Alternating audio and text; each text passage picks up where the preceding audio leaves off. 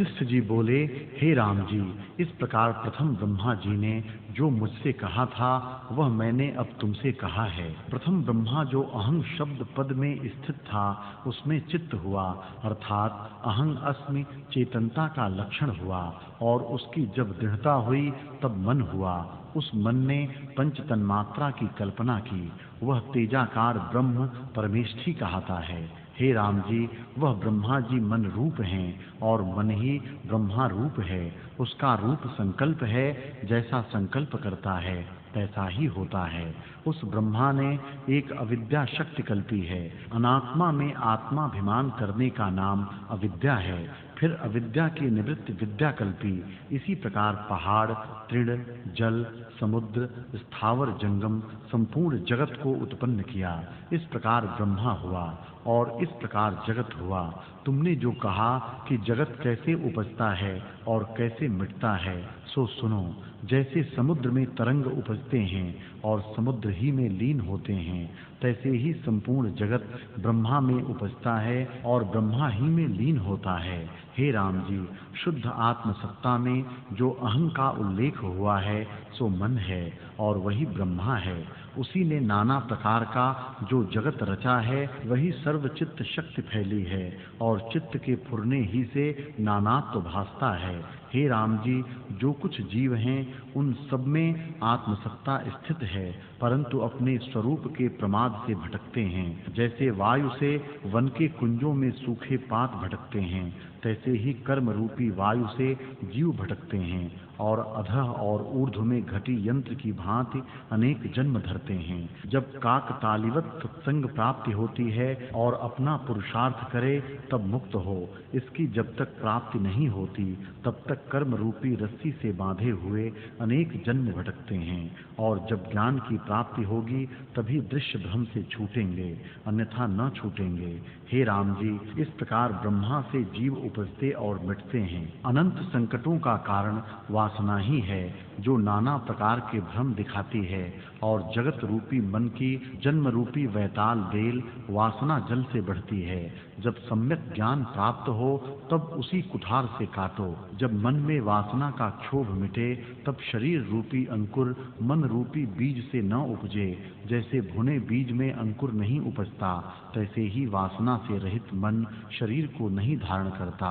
इत श्री योग वासिष्ठे उत्पत्ति प्रकरणे वासना त्याग वर्णन नाम एकोन सप्ततितम सर्गः। वशिष्ठ जी बोले, हे राम जी, जितनी भूत जाति हैं वह ब्रह्मा से उपजी हैं। जैसे समुद्र में जो तरंग और बुदबुदे कोई बड़े, कोई छोटे और कोई मध्य भाव के होते हैं, वे सब जल हैं, तैसे ही यह जीव ब्रह्म से उपजे हैं और ब्रह्म रूप हैं। जैसे सूर्य की किरणों में जल भासता है, अग्नि से चिंगारे उपजते हैं, तैसे ही ब्रह्म से जीव उपजते हैं। जैसे कल्प वृक्ष की मंजरी नाना रूप धरती है, तैसे ही ब्रह्म से जीव हुए हैं। जैसे चंद्रमा से किरणों का विस्तार होता है और वृक्ष से पत्र, फल और फूल आदि होते हैं, तैसे ही ब्रह्म से जीव होते हैं। जैसे सुवर्ण से अनेक भूषण होते हैं, तैसे ही ब्रह्म से जगत होते हैं। जैसे झरनों के जल के कण उपजते हैं,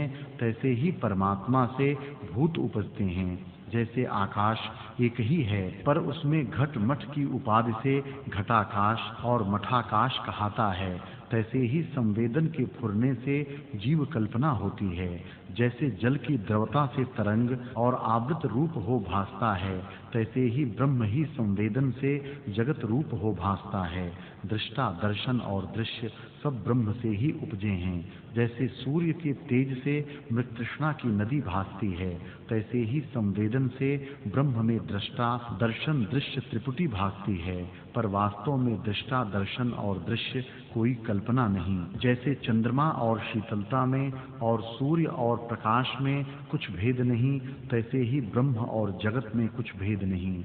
जैसे समुद्र में तरंग उपजते हैं और समुद्र ही में लीन होते हैं, तैसे ही जीव ब्रह्म से ही उपजते हैं और ब्रह्म ही में लीन होते हैं। कोई 17 जन्मों के अनंतर प्राप्त होते हैं और कोई थोड़े ही जन्मों में प्राप्त होते हैं। हे राम जी, इस प्रकार जगत परमात्मा से हुआ है और उस ही की इच्छा अनुसार सब व्यवहार करते हैं। वही व्यवहार की भांति हो भासते हैं। इति श्री योग वासिष्ठे उत्पत्ति प्रकरणे सर्व ब्रह्म प्रतिपादन नाम सप्ततितम सर्गः। वशिष्ठ जी बोले, हे राम जी, कर्ता और कर्म अभिन्न रूप हैं और इकट्ठे ही ब्रह्म से उत्पन्न हुए हैं।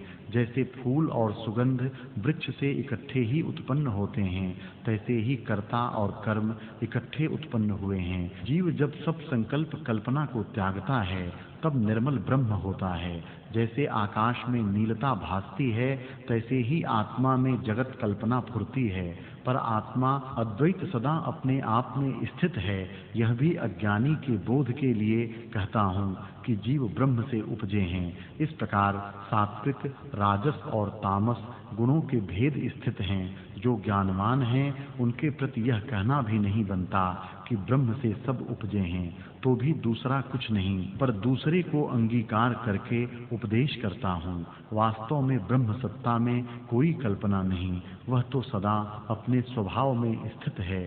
जो ज्ञानवान हैं उनको सदा ऐसे ही प्रत्यक्ष भासता है और अज्ञानी दूर दूर चला जाता है। उसको सुमेरु और मंदराचल की भांति आत्मा और जीव का अंतर भासता है। जैसे वसंत ऋतु में नाना प्रकार के नूतन अंकुर उपजते हैं और उसके अभाव से नष्ट होते हैं, तैसे ही चित्त के फुरने से जीव राशि उपजते हैं और चित्त के अफुर हुए नष्ट होते हैं। मन और कर्म में कुछ भेद नहीं, मन और कर्म इकट्ठे ही उत्पन्न होते हैं। जैसे वृक्ष से फूल और सुगंध इकट्ठे उपजते हैं, तैसे ही आत्मा से मन और कर्म इकट्ठे ही उपजते हैं और फिर आत्मा में लीन होते हैं। हे राम जी, दैत्य, नाग, मनुष्य, देवता आदि जो कुछ जीव तुमको भासते हैं वे आत्मा से उपजे हैं और फिर आत्मा ही में लीन होते हैं। इनका उत्पत्ति कारण अज्ञान है। आत्मा के अज्ञान से भटकते हैं और जब आत्मज्ञान उपजता है तब संसार भ्रम निवृत्त हो जाता है।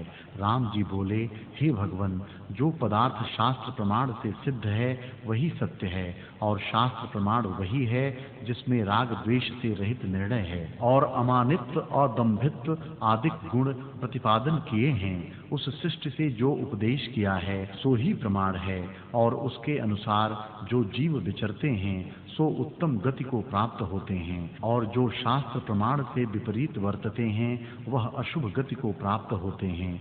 लोक में भी प्रसिद्ध है कि कर्मों के अनुसार जीव उपजते हैं। जैसा जैसा बीज होता है तैसा ही तैसा उससे अंकुर उपजता है, तैसे ही जैसा कर्म होता है तैसी ही गति को जीव प्राप्त होता है। कर्ता से कर्म होता है, इस कारण यह परस्पर अभिन्न है।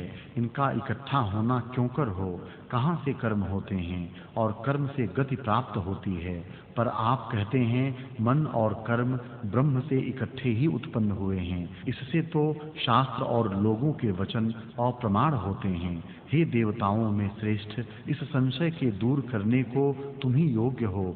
जैसे सत्य हो तैसे ही कहिए। वशिष्ठ जी बोले, हे राम जी, यह प्रश्न तुमने अच्छा किया है। इसका उत्तर मैं तुमको देता हूँ, जिसके सुनने से तुमको ज्ञान होगा। हे राम जी, शुद्ध संवित मात्र आत्म तत्व में जो संवेदन फुरा है सो ही कर्म का बीज मन हुआ और सो ही सबका कर्म रूप है। इसलिए उसी बीज से सब फल होते हैं। कर्म और मन में कुछ भेद नहीं। जैसे सुगंध और कमल में कुछ भेद नहीं, तैसे ही मन और कर्म में कुछ भेद नहीं। मन में संकल्प होता है, उससे कर्म अंकुर ज्ञानवान होते हैं। हे राम जी, पूर्व देह मन ही है और उस मन रूपी शरीर से कर्म होते हैं। वह फल पर्यंत सिद्ध होता है। मन में जो स्फूर्ति होती है वही क्रिया है और वही कर्म है। उस मन से क्रिया कर्म अवश्य सिद्ध होता है, अन्यथा नहीं होता। ऐसा पर्वत और आकाश लोक कोई नहीं जिसको प्राप्त होकर कर्मों से छूटे। जो कुछ मन के संकल्प से किया है वह अवश्यमेव सिद्ध होता है। पूर्व जो पुरुषार्थ प्रयत्न कुछ किया है वह निष्फल नहीं होता, अवश्यमेव उसकी प्राप्ति होती है। हे राम जी, ब्रह्म में जो चैत्यता हुई है वही मन है और कर्म रूप है और सब लोकों का बीज है, कुछ भिन्न नहीं। हे राम जी, जब कोई देश से देशांतर जाने लगता है तब जाने का संकल्प ही उसे ले जाता है वह चलना कर्म है। इससे स्फूर्ति रूप कर्म हुआ और स्फूर्ति रूप मन का भी है। इससे मन और कर्म में कुछ भेद नहीं। अक्षोभ समुद्र रूपी ब्रह्म है, इसमें द्रवता रूपी चैत्यता है। वह चैत्यता जीव रूप है और उसी का नाम मन है। मन कर्म रूप है, इसलिए जैसे मन फुरता है और जो कुछ मन से कार्य करता है वही सिद्ध होता है। शरीर से चेष्टा नहीं सिद्ध होती। इस कारण कहा है कि मन और कर्म में कुछ भेद नहीं, पर भिन्न भिन्न जो भासता है सो मिथ्या कल्पना है। मिथ्या कल्पना मूर्ख करते हैं, बुद्धिमान नहीं करते। जैसे समुद्र और तरंगों में भेद मूर्ख मानते हैं, बुद्धिमान को भेद कुछ नहीं भासता। प्रथम परमात्मा से मन और कर्म इकट्ठे ही उपजे हैं। जैसे समुद्र में द्रवता से तरंग उपजते हैं, तैसे ही चित्त फुरने से आत्मा से कर्म उपजते हैं। जैसे तरंग समुद्र में लीन होते हैं, तैसे ही मन और कर्म परमात्मा में लीन होते हैं। जैसे जो पदार्थ दर्पण के निकट होता है उसका प्रतिबिंब भासता है, तैसे ही जो कुछ मन का कर्म होता है सो आत्मा रूपी दर्पण में प्रतिबिंबित भासता है। जैसे बर्फ का रूप शीतल है, शीतलता बिना बर्फ नहीं होती, तैसे ही चित्त कर्म है, कर्म बिना चित्त नहीं होता। जब चित्त से स्पंदता मिट जाती है तब चित्त भी नष्ट हो जाता है। चित्त के नष्ट हुए कर्म भी नष्ट हो जाते हैं और कर्म के नाश हुए मन का नाश होता है। जो पुरुष मन से मुक्त हुआ है वही मुक्त है और जो मन से मुक्त नहीं हुआ वही बंधन में है। एक के नाश हुए दोनों का नाश होता है। जैसे अग्नि के नाश हुए उष्णता भी नष्ट होती है और जब उष्णता नष्ट होती है तब अग्नि भी नष्ट होता है, तैसे ही मन के नष्ट हुए कर्म भी नष्ट होते हैं और कर्म का नाश होने से मन भी नष्ट होता है। एक के अभाव से दोनों का अभाव होता है। कर्म रूपी चित्त है और चित्त रूपी कर्म है, इससे परस्पर अभेद रूप है। इत श्री योग वासिष्ठे उत्पत्ति प्रकरणे कर्म पौरुषयो रैक्य प्रतिपादन नामैक सप्ततितम सर्गः। वशिष्ठ जी बोले, हे राम जी, मन भावना मात्र है, भावना फुरने का नाम है और फुरना क्रिया रूप है। उस फुरना क्रिया से सर्व फल की प्राप्ति होती है। राम जी बोले, हे ब्राह्मण, इस मन का रूप जो जड़ अजड़ है वह विस्तार पूर्वक कहिए। वशिष्ठ जी बोले, हे राम जी, आत्म तत्व अनंत रूप और सर्वशक्तिमान है। जब उसमें संकल्प शक्ति फुरती है तब उसको मन कहते हैं। जड़ अजड़ के मध्य में जो डोलायमान होता है उस मिश्रित रूप का नाम मन है। हे राम जी, भाव रूप जो पदार्थ उसके मध्य में जो सत्य असत्य का निश्चय करता है उसका नाम मन है। उसमें जो यह निश्चय देह से मिलकर फुरता है कि मैं चिदानंद रूप नहीं कृपण हूँ, सो मन का रूप है। कल्पना से रहित मन नहीं होता। जैसे गुणों बिना गुणी नहीं रहता, तैसे ही कर्म कल्पना बिना मन नहीं रहता। जैसे उष्णता की सत्ता अग्नि से भिन्न नहीं होती, तैसे ही कर्मों की सत्ता मन से भिन्न नहीं होती और मन और आत्मा में कुछ भेद नहीं। हे राम जी, मन रूपी बीज से संकल्प रूपी नाना प्रकार के फूल होते हैं। उसमें नाना प्रकार के शरीरों से संपूर्ण जगत देखता है और जैसी जैसी मन में वासना होती है उसके अनुसार फल की प्राप्ति होती है। इससे मन का फुरना ही कर्मों का बीज है और उससे जो भिन्न क्रिया होती है सो उस वृक्ष की शाखा और नाना प्रकार के विचित्र फल हैं। हे राम जी, जिस ओर मन का निश्चय होता है उसी ओर कर्म इंद्रियां भी प्रवर्तित होती हैं और जो कर्म है वही मन का फुरना है और मन ही स्फूर्ति रूप है। इसी कारण कहा है कि मन ही कर्म रूप है। उस मन की इतनी संज्ञा कही है।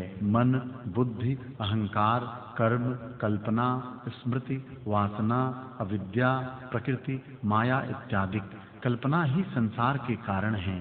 चित्त को जब चैत्य का संयोग होता है तब संसार भ्रम होता है और ये जितनी संज्ञा तुमसे कही हैं सो चित्त के फुरने से काकतालीयवत अकस्मात फुरी हैं। राम जी बोले, हे भगवन, अद्वैत तत्व परम संवित आकाश में इतनी कलना कैसे हुई और उनमें अर्थ रूप दृढ़ कैसे हुई?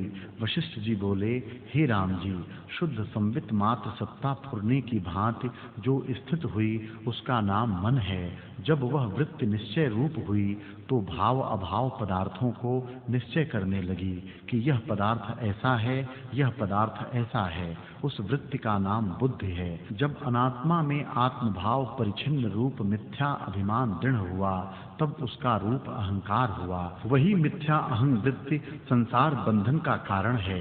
किसी पदार्थ को धावती करती है और किसी को त्याग करती है, और बालक की भांति विचार से रहित ग्रहणा है, उसका नाम चित्त है। वृत्ति का धर्म फुरना है। उस फुरने में फल को आरोप करके उसकी ओर धावना और कर्तव्य का अभिमान फुरना कर्म है।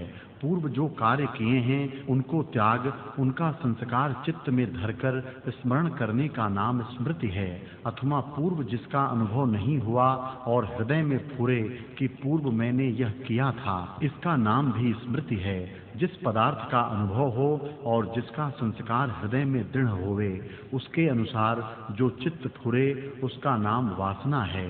हे राम जी, आत्म तत्व अद्वैत है। उसमें अविद्यमान द्वैत विद्यमान हो भासता है, इससे उसका नाम अविद्या है। और अपने स्वरूप को भुलाकर अपने नाश के निमित्त स्पंद चेष्टा करने और शुद्ध आत्मा में विकल्प उठाने का नाम मूल अविद्या है।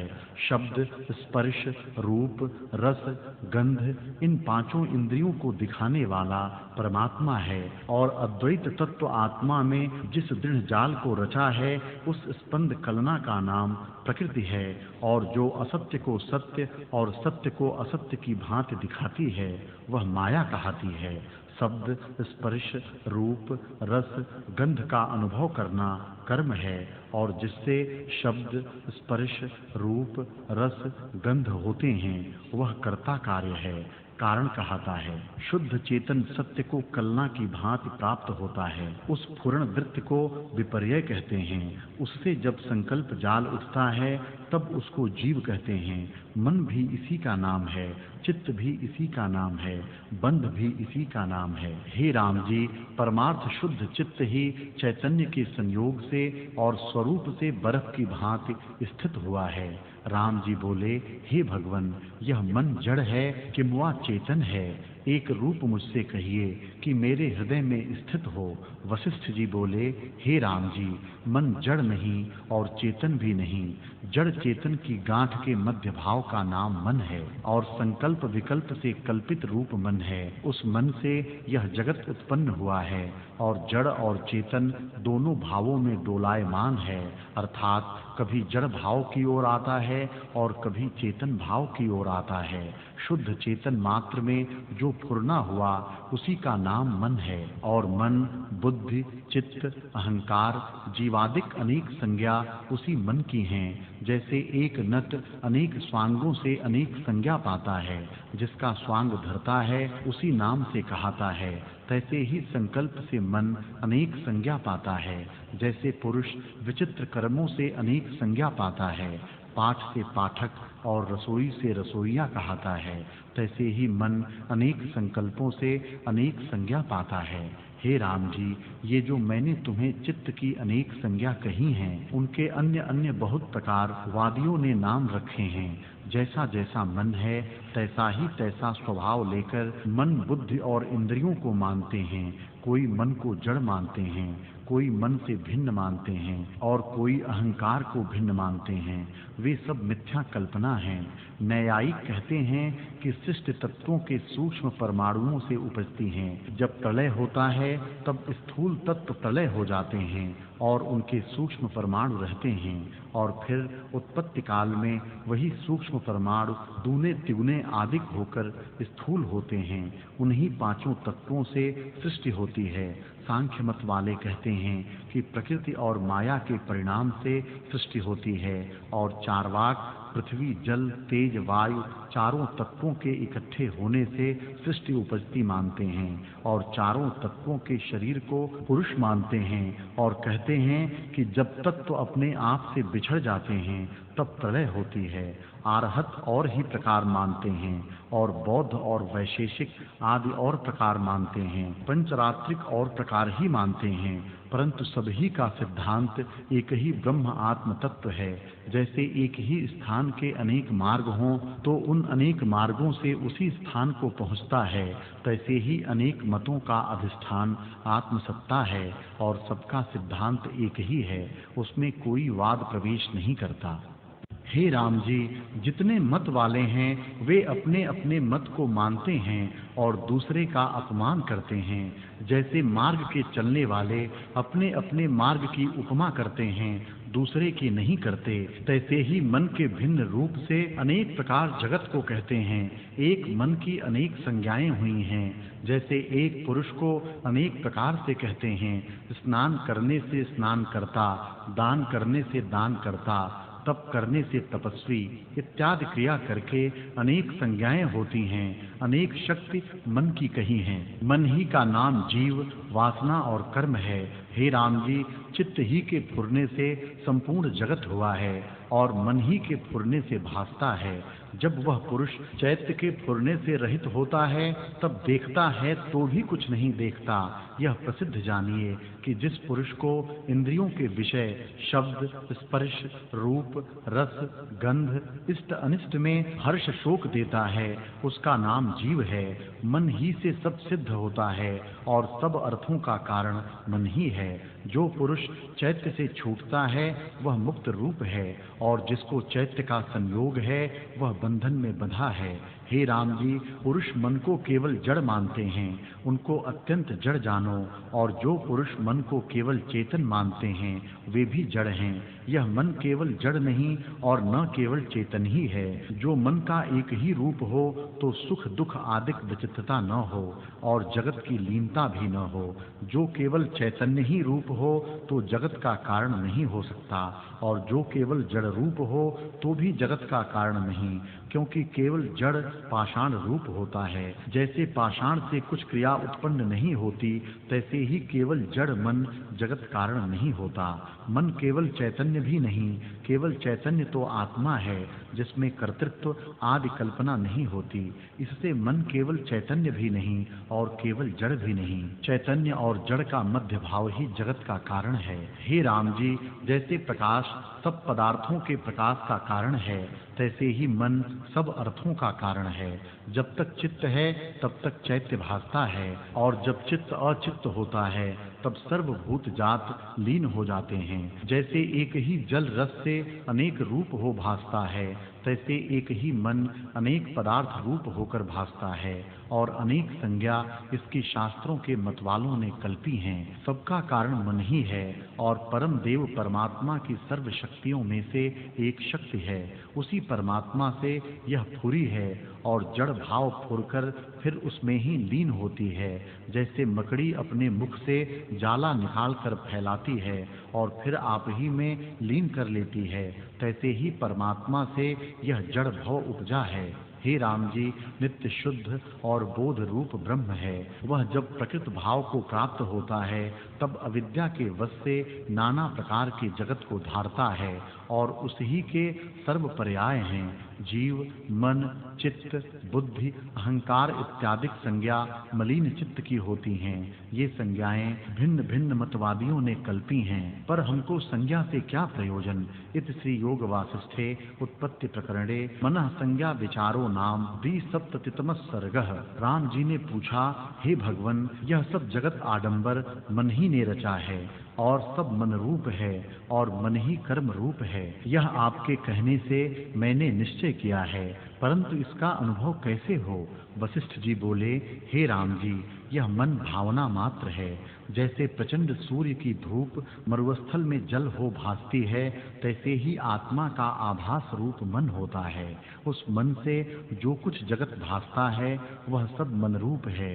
कहीं मनुष्य, कहीं देवता, कहीं दैत्य, कहीं पक्षी, कहीं गंधर्व, कहीं नागपुर आदि जो कुछ रूप भासते हैं वे सभी मन से विस्तार को प्राप्त हुए हैं, पर वे तृण और काष्ठ के तुल्य हैं। उनके विचारने से क्या है। यह सब मन की रचना है और मन अविचार से सिद्ध है। विचार करने से नष्ट हो जाता है। मन के नष्ट हुए परमात्मा ही शेष रहता है, जो सबका साक्षी भूत, सर्व से अतीत, सर्वव्यापी और सबका आश्रय भूत है। उसके प्रमाद से मन जगत को रच सकता है। इस कारण कहा है कि मन और कर्म एक रूप हैं और शरीरों के कारण हैं। हे राम जी, जन्म मरण आदि जो कुछ विकार हैं वे मन से ही भासते हैं और मन अविचार से सिद्ध है, विचार किए से लीन हो जाता है। जब मन लीन होता है तब कर्म आदि भ्रम भी नष्ट हो जाते हैं। जो इस भ्रम से छूटा है वही मुक्त है और वह पुरुष फिर जन्म और मरण में नहीं आता, उसका सब भ्रम नष्ट हो जाता है। इतना सुन राम जी ने पूछा, हे भगवन, आपने सात्विकी, राजसी और तामसी 3 प्रकार के जीव कहे हैं। उनका प्रथम कारण सत्य असत्य रूपी मन कहा था। वह मन अशुद्ध रूप शुद्ध चिन्मात्र तत्व से उपजकर बड़े विस्तार रूपी विचित्र जगत को कैसे प्राप्त हुआ? वशिष्ठ जी बोले, हे राम जी, आकाश 3 हैं, एक चिदाकाश, दूसरा चित्ताकाश और तीसरा भूताकाश। भाव से वे समान रूप हैं और आप अपनी सत्ता हैं, जो चित्ताकाश से नित्य उपलब्ध रूप और चेतन मात्र सबके भीतर बाहर स्थित है, अनुमाता बोध रूप और सर्वभूतों में समव्याप रहा है। वह चिदाकाश है जो सर्वभूतों का कारण रूप है और आप विकल्प रूप है और सब जगत को जिसने विस्तारा है वह चित्ताकाश कहाता है। 10 दिशाओं को विस्तार कर जिसका वप प्रच्छेद को नहीं प्राप्त होता शून्य स्वरूप है और पवन आदिक भूतों में आश्रय भूत है, वह भूताकाश कहाता है। हे राम जी, चित्ताकाश और भूताकाश दोनों चिदाकाश से उपजे हैं और सबके कारण हैं। जैसे दिन से सब कार्य होते हैं तैसे ही चित्त से सब पदार्थ प्रकट होते हैं। वह चित्त जड़ भी नहीं और चैतन्य भी नहीं, आकाश भी उसी से उपजता है। हे राम जी, ये तीनों आकाश भी अप्रबोधक के विषय हैं, ज्ञानी के विषय नहीं हैं। ज्ञानवान 3 आकाश अज्ञानी के उपदेश के निमित्त कहते हैं। ज्ञानवान को एक पर ब्रह्म पूर्ण सर्व कल्पना से रहित भासता है। द्वैत अद्वैत और शब्द भी उपदेश के निमित्त हैं, प्रबोध का विषय कोई नहीं। हे राम जी, जब तक तुम प्रबोध आत्मा नहीं हुए तब तक मैं 3 आकाश कहता हूँ, वास्तव में कोई कल्पना नहीं। जैसे दावाग्नि लगे से वन जलकर शून्य भासता है, तैसे ही ज्ञानाग्नि में जले हुए चित्ताकाश और भूताकाश चिदाकाश में शून्य कल्पना भासते हैं। मलिन चैतन्य तो चैत्यता को प्राप्त होता है, इससे यह जगत भासता है। जैसे इंद्रजाल की बाजी होती है तैसे ही यह जगत है। बोधहीन को यह जगत भासता है। जैसे असम्यक दर्शी को सीपी में रूपा भासता है तैसे ही अज्ञानी को जगत भासता है, आत्म तत्व नहीं भासता।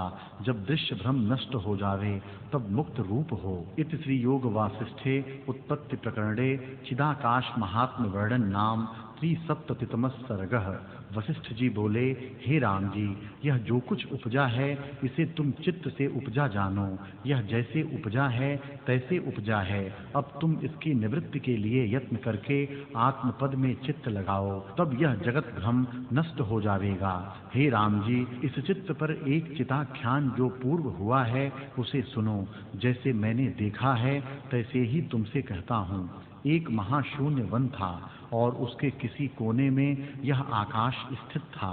उस उजाड़ में मैंने एक ऐसा पुरुष देखा जिसके सहस्त्र हाथ और सहस्त्र लोचन थे और चंचल और व्याकुल रूप था। उसका बड़ा आकार था और सहस्त्र भुजाओं से अपने शरीर के मारे आप ही कष्टमान हो अनेक योजनों तक भागता चला जाता था। जब दौड़ता दौड़ता थक जाए और अंग चूर्ण हो जाए तो एक कृष्ण रात्रि की भांति भयानक रूप कूप में जा पड़े और जब कुछ काल बीते तब वहां से भी निकलकर कंज के वन में जा पड़े और जब वहां कंटक चुभे तो कष्ट पावे। जैसे पतंग दीपक को सुख रूप जान के उसमें प्रवेश करे और नाश हो, तैसे ही जहां सुख रूप जान के प्रवेश करे वहीं ही कष्ट पावे और फिर उसी वन में जा पड़े। फिर वहां से निकलकर आपको अपने ही हाथों से मारे और कष्टमान हो और फिर दौड़ता दौड़ता कूप में जा पड़े। वहां से निकल फिर कदली के वन में जावे और उससे निकलकर फिर आपको मारे। जब कदली वन में जावे तब कुछ शांतिमान और प्रसन्न हो दौड़े और आपको मारे और कष्टमान होके दूर से दूर जा पड़े। इसी प्रकार वह अपना किया आप ही कष्ट भोगे और भटकता फिरे। तब मैंने उसको पकड़ के पूछा कि अरे तू कौन है, यह क्या करता है और किस निमित्त करता है, तेरा नाम क्या है और यहाँ क्यों मिथ्या जगत में मोह को प्राप्त हुआ है। तब उसने मुझसे कहा कि न मैं कुछ हूँ न यह कुछ है और न मैं कुछ करता हूँ, तू तो मेरा शत्रु है, तेरे देखने से मैं नाश होता हूँ। इस प्रकार कहकर वह अपने अंगों को देखने और रुदन करने लगा। एक क्षण में उसका वपुनाश होने लगा और प्रथम उसके शीश, फिर भुजा, फिर वक्षस्थल और फिर उदर क्रम से गिर पड़े, जैसे स्वप्न से जागे स्वप्न का शरीर नष्ट होता है। तब मैंने नीति शक्ति को विचार के आगे पाया तो वह एक पुरुष इसी भांति देखा, वह भी इसी प्रकार आपको आप ही प्रहार करे, कष्टमान हो और पूर्वोक्त क्रिया करे। जब उस पुरुष ने मुझको देखा तब प्रसन्न होकर हंसा और मैंने उसको रोक के उसी प्रकार पूछा तो उसने भी मेरे देखते देखते अपने अंगों को त्याग दिया और कष्टवान और हर्षवान भी हुआ। फिर मैं आगे गया तो एक और पुरुष देखा, वह भी इसी प्रकार करे कि अपने हाथों से आपको मार के बड़े अंधे कुएं में जा पड़े। चिरकाल पर्यंत मैं उसको देखता रहा और जब वह कूप से निकला तब मैंने उस पर प्रसन्न होकर जैसे दूसरों से पूछा, पर वह मूर्ख मुझको न जान के दूर से त्याग गया और जो कुछ अपना व्यवहार था उसमें जा लगा। इसके अनंतर चिरकाल पर्यंत मैं उस वन में विचरता रहा तो उसी प्रकार मैंने फिर एक पुरुष देखा कि वह आप ही आपको नाश करता था। निदान जिसको मैं पूछूं और जो मेरे पास आवे उसको मैं कष्ट से छुड़ा दूं और आनंद को प्राप्त करूं, और जो मेरे निकट ही न आवे मुझको त्याग जावे तो उस वन में उसका वही हाल हो और वही व्यवहार करे। हे राम जी, वह वन तुमने भी देखा है परंतु तुमने वह व्यवहार नहीं किया और उस अटवी में जाने योग्य भी तुम नहीं। तुम बालक हो और वह अटवी महाभयानक है, उसमें प्राप्त हुए कष्ट से कष्ट पाता है। इत श्री योग वासिष्ठे उत्पत्ति प्रकरणे चित्तोपाख्यान वर्णन नाम चतुःसप्ततितमः सर्गः। राम जी बोले, हे ब्राह्मण, वह कौन अटवी है, मैंने कब देखी है और कहाँ है, और वे पुरुष अपने नाश के निमित्त क्या उद्यम करते थे, सो कहिए। वशिष्ठ जी बोले, हे राम जी, वह अटवी दूर नहीं और वह पुरुष भी दूर नहीं। यह जो गंभीर बड़ा आकार रूप संसार है वही शून्य अटवी है और विकारों से पूर्ण है। यह अटवी भी आत्मा से सिद्ध होती है। उसमें जो पुरुष रहते हैं वे सब मन हैं और दुख रूपी चेष्टा करते हैं। विवेक ज्ञान रूपी मैं उनको पकड़ता था। जो मेरे निकट आते थे वे तो जैसे सूर्य के प्रकाश से सूर्यमुखी कमल खिल आते हैं, तैसे मेरे प्रबोध से प्रफुल्लित होकर महामति होते थे और चित्त से उपशम होकर परम पद को प्राप्त होते थे। और जो मेरे निकट न आए और अविवेक से मोहे हुए मेरा निरादर करते थे वे मोह और कष्ट ही में रहे। अब उसके अंग प्रहार, कूप, कंज और केले के वन का उपमान सुनो। हे राम जी, जो कुछ विषय अभिलाषाएं हैं वे उसके मन के अंग हैं। हाथों से प्रहार करना यह है कि सकाम कर्म करते हैं और उनसे फटे हुए दूर से दूर दौड़ते और मृतक होते हैं। अंधकूप में गिरना यही विवेक का त्याग करना है। इस प्रकार वह पुरुष आपको आप ही प्रहार करते भटकते फिरते हैं और अभिलाषा रूपी सहस्त्र अंगों से घिरे हुए मृतक होकर नरक रूपी कूप में पड़ते हैं। जब उस कूप से बाहर निकलते हैं तब पुण्य कर्मों से स्वर्ग में जाते हैं। वही कदली के वन समान हैं, वहाँ कुछ सुख पाते हैं। स्त्री, पुरुष, कलत्र आदि कुटुंब कंज के वन हैं और कंज में कंटक होते हैं। सो पुत्र, धन और लोकों की कामना है, उनसे कष्ट पाते हैं। जब महापाप कर्म करते हैं तब नरक रूपी अंधकूप में पड़ते हैं और जब पुण्य कर्म करते हैं तब कदली वन की भांति स्वर्ग को प्राप्त होते हैं। तो कुछ उल्लास को भी प्राप्त होते हैं। हे राम जी, गृहस्थाश्रम महादुख रूप कंज वन की भांति है। ये मनुष्य ऐसे मूर्ख हैं कि अपने नाश के निमित्त ही दुख रूपी कर्म करते हैं। उनमें जो विहित करके विवेक के नष्ट आते हैं, वे शुभ अशुभ कर्मों के बंधन से मुक्त होकर परम पद को प्राप्त होते हैं, और जो विवेक से हित नहीं करते, वे दूर से दूर भटकते हैं। हे राम जी, जो पुरुष भोग भोगने के निमित्त तप आदि पुण्य कर्म करते हैं, वे उत्तम शरीर धर के स्वर्ग सुख भोगते हैं। वे जो मन रूपी पुरुष मुझको देख के कहते थे कि तू हमारा शत्रु है, तुझसे हम नष्ट होते हैं, और रुदन करते थे, वे विषय भोग त्यागने के निमित्त मूर्ख चित्त मनुष्य कष्ट पाते थे, क्योंकि मूर्खों की प्रीति विषय में होती है और उसके त्यागने से वे कष्टमान होते हैं, और विवेक को देख के रुदन करने लगते हैं कि ये अर्ध प्रबुद्ध हैं। जिनको परम पद की प्राप्ति नहीं हुई, वे भोगों को त्यागे से कष्टवान होते हैं और रुदन करते हैं। जब अर्ध प्रबोध मूर्ख चित्त अभिलाषी रूपी अंगों से तपायमान हुआ अज्ञान को त्याग करता है और विवेक को प्राप्त होता है, तब परम तुष्टिमान हो हंसने लगता है। इससे तुम भी विवेक को प्राप्त होकर संसार की वासना को त्यागो, तब आनंदमान होगे। पूर्व के स्वभाव और नीच चेष्टा को त्याग कर वह इसलिए हंसता है कि मैं मिथ्या चेष्टा करता था और चिरकाल पर्यंत मूर्खता से कष्ट पाता रहा।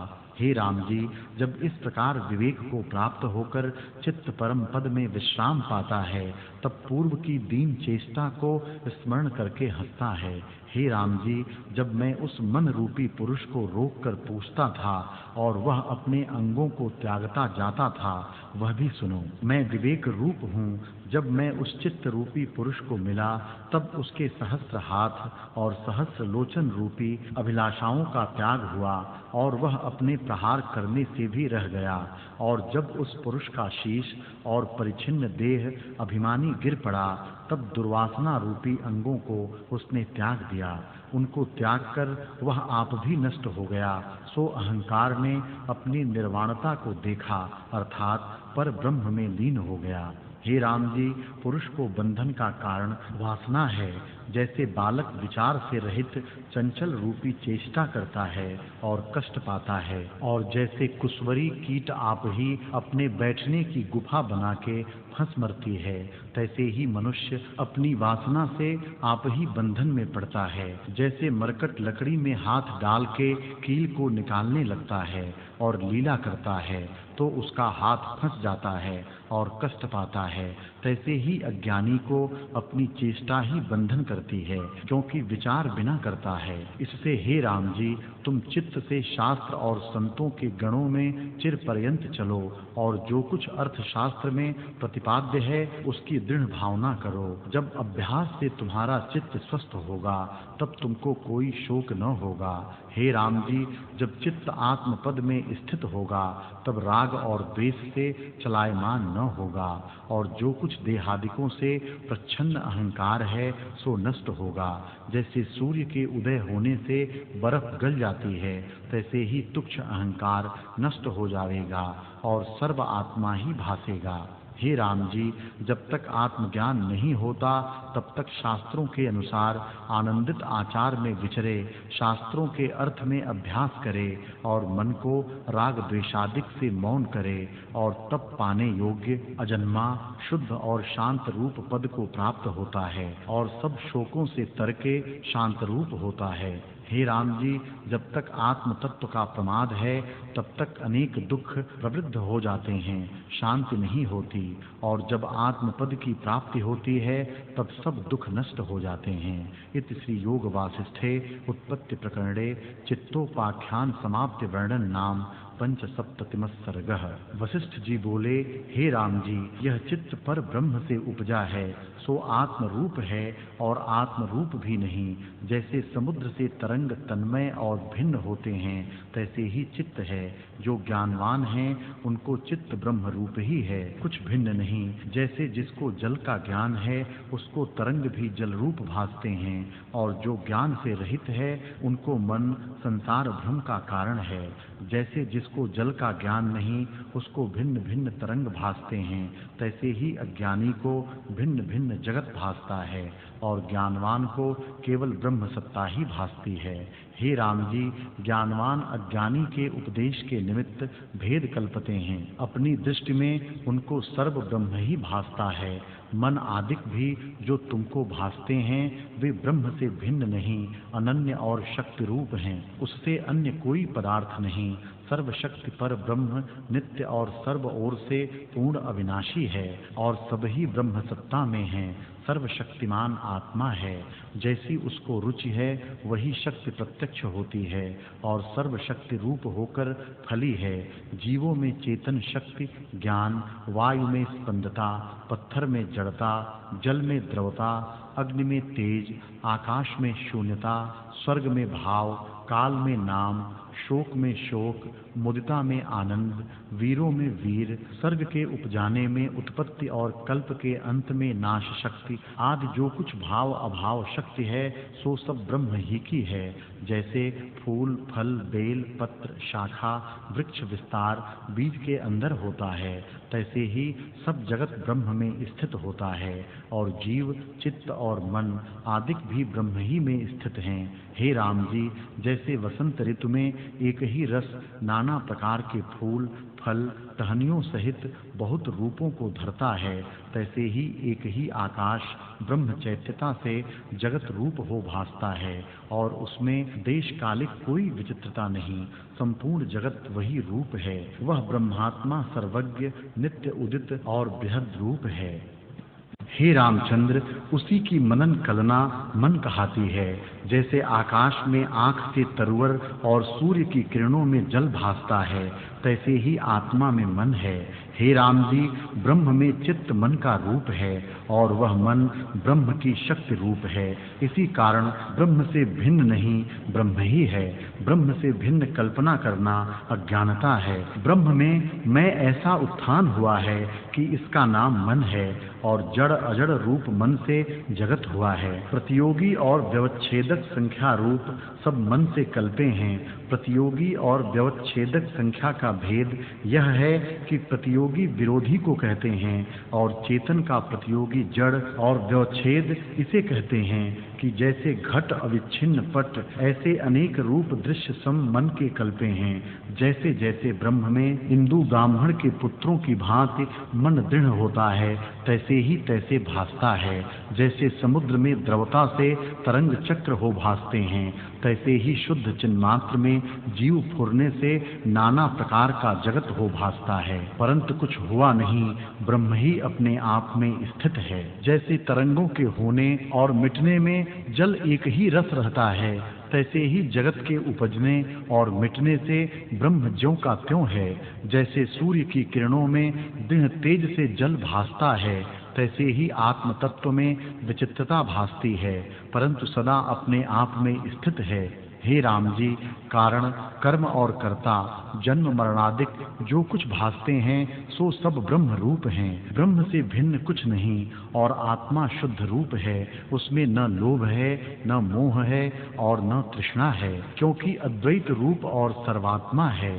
जैसे सुवर्ण से नाना प्रकार के भूषण हो भासते हैं, तैसे ही ब्रह्म से जगत हो भासता है। जो ज्ञानवान पुरुष है उसको सदा ऐसा ही भासता है और जो अज्ञानी है उसको भिन्न भिन्न कल्पना भासती है। जैसे किसी का बांधव दूर देश से चिरकाल पीछे आवे तो वह देश काल के व्यवधान से बांधव को भी अबांधव जानता है, तैसे ही अज्ञान के व्यवधान से जीव अभिन्न रूप आत्मा को भिन्न रूप जानता है।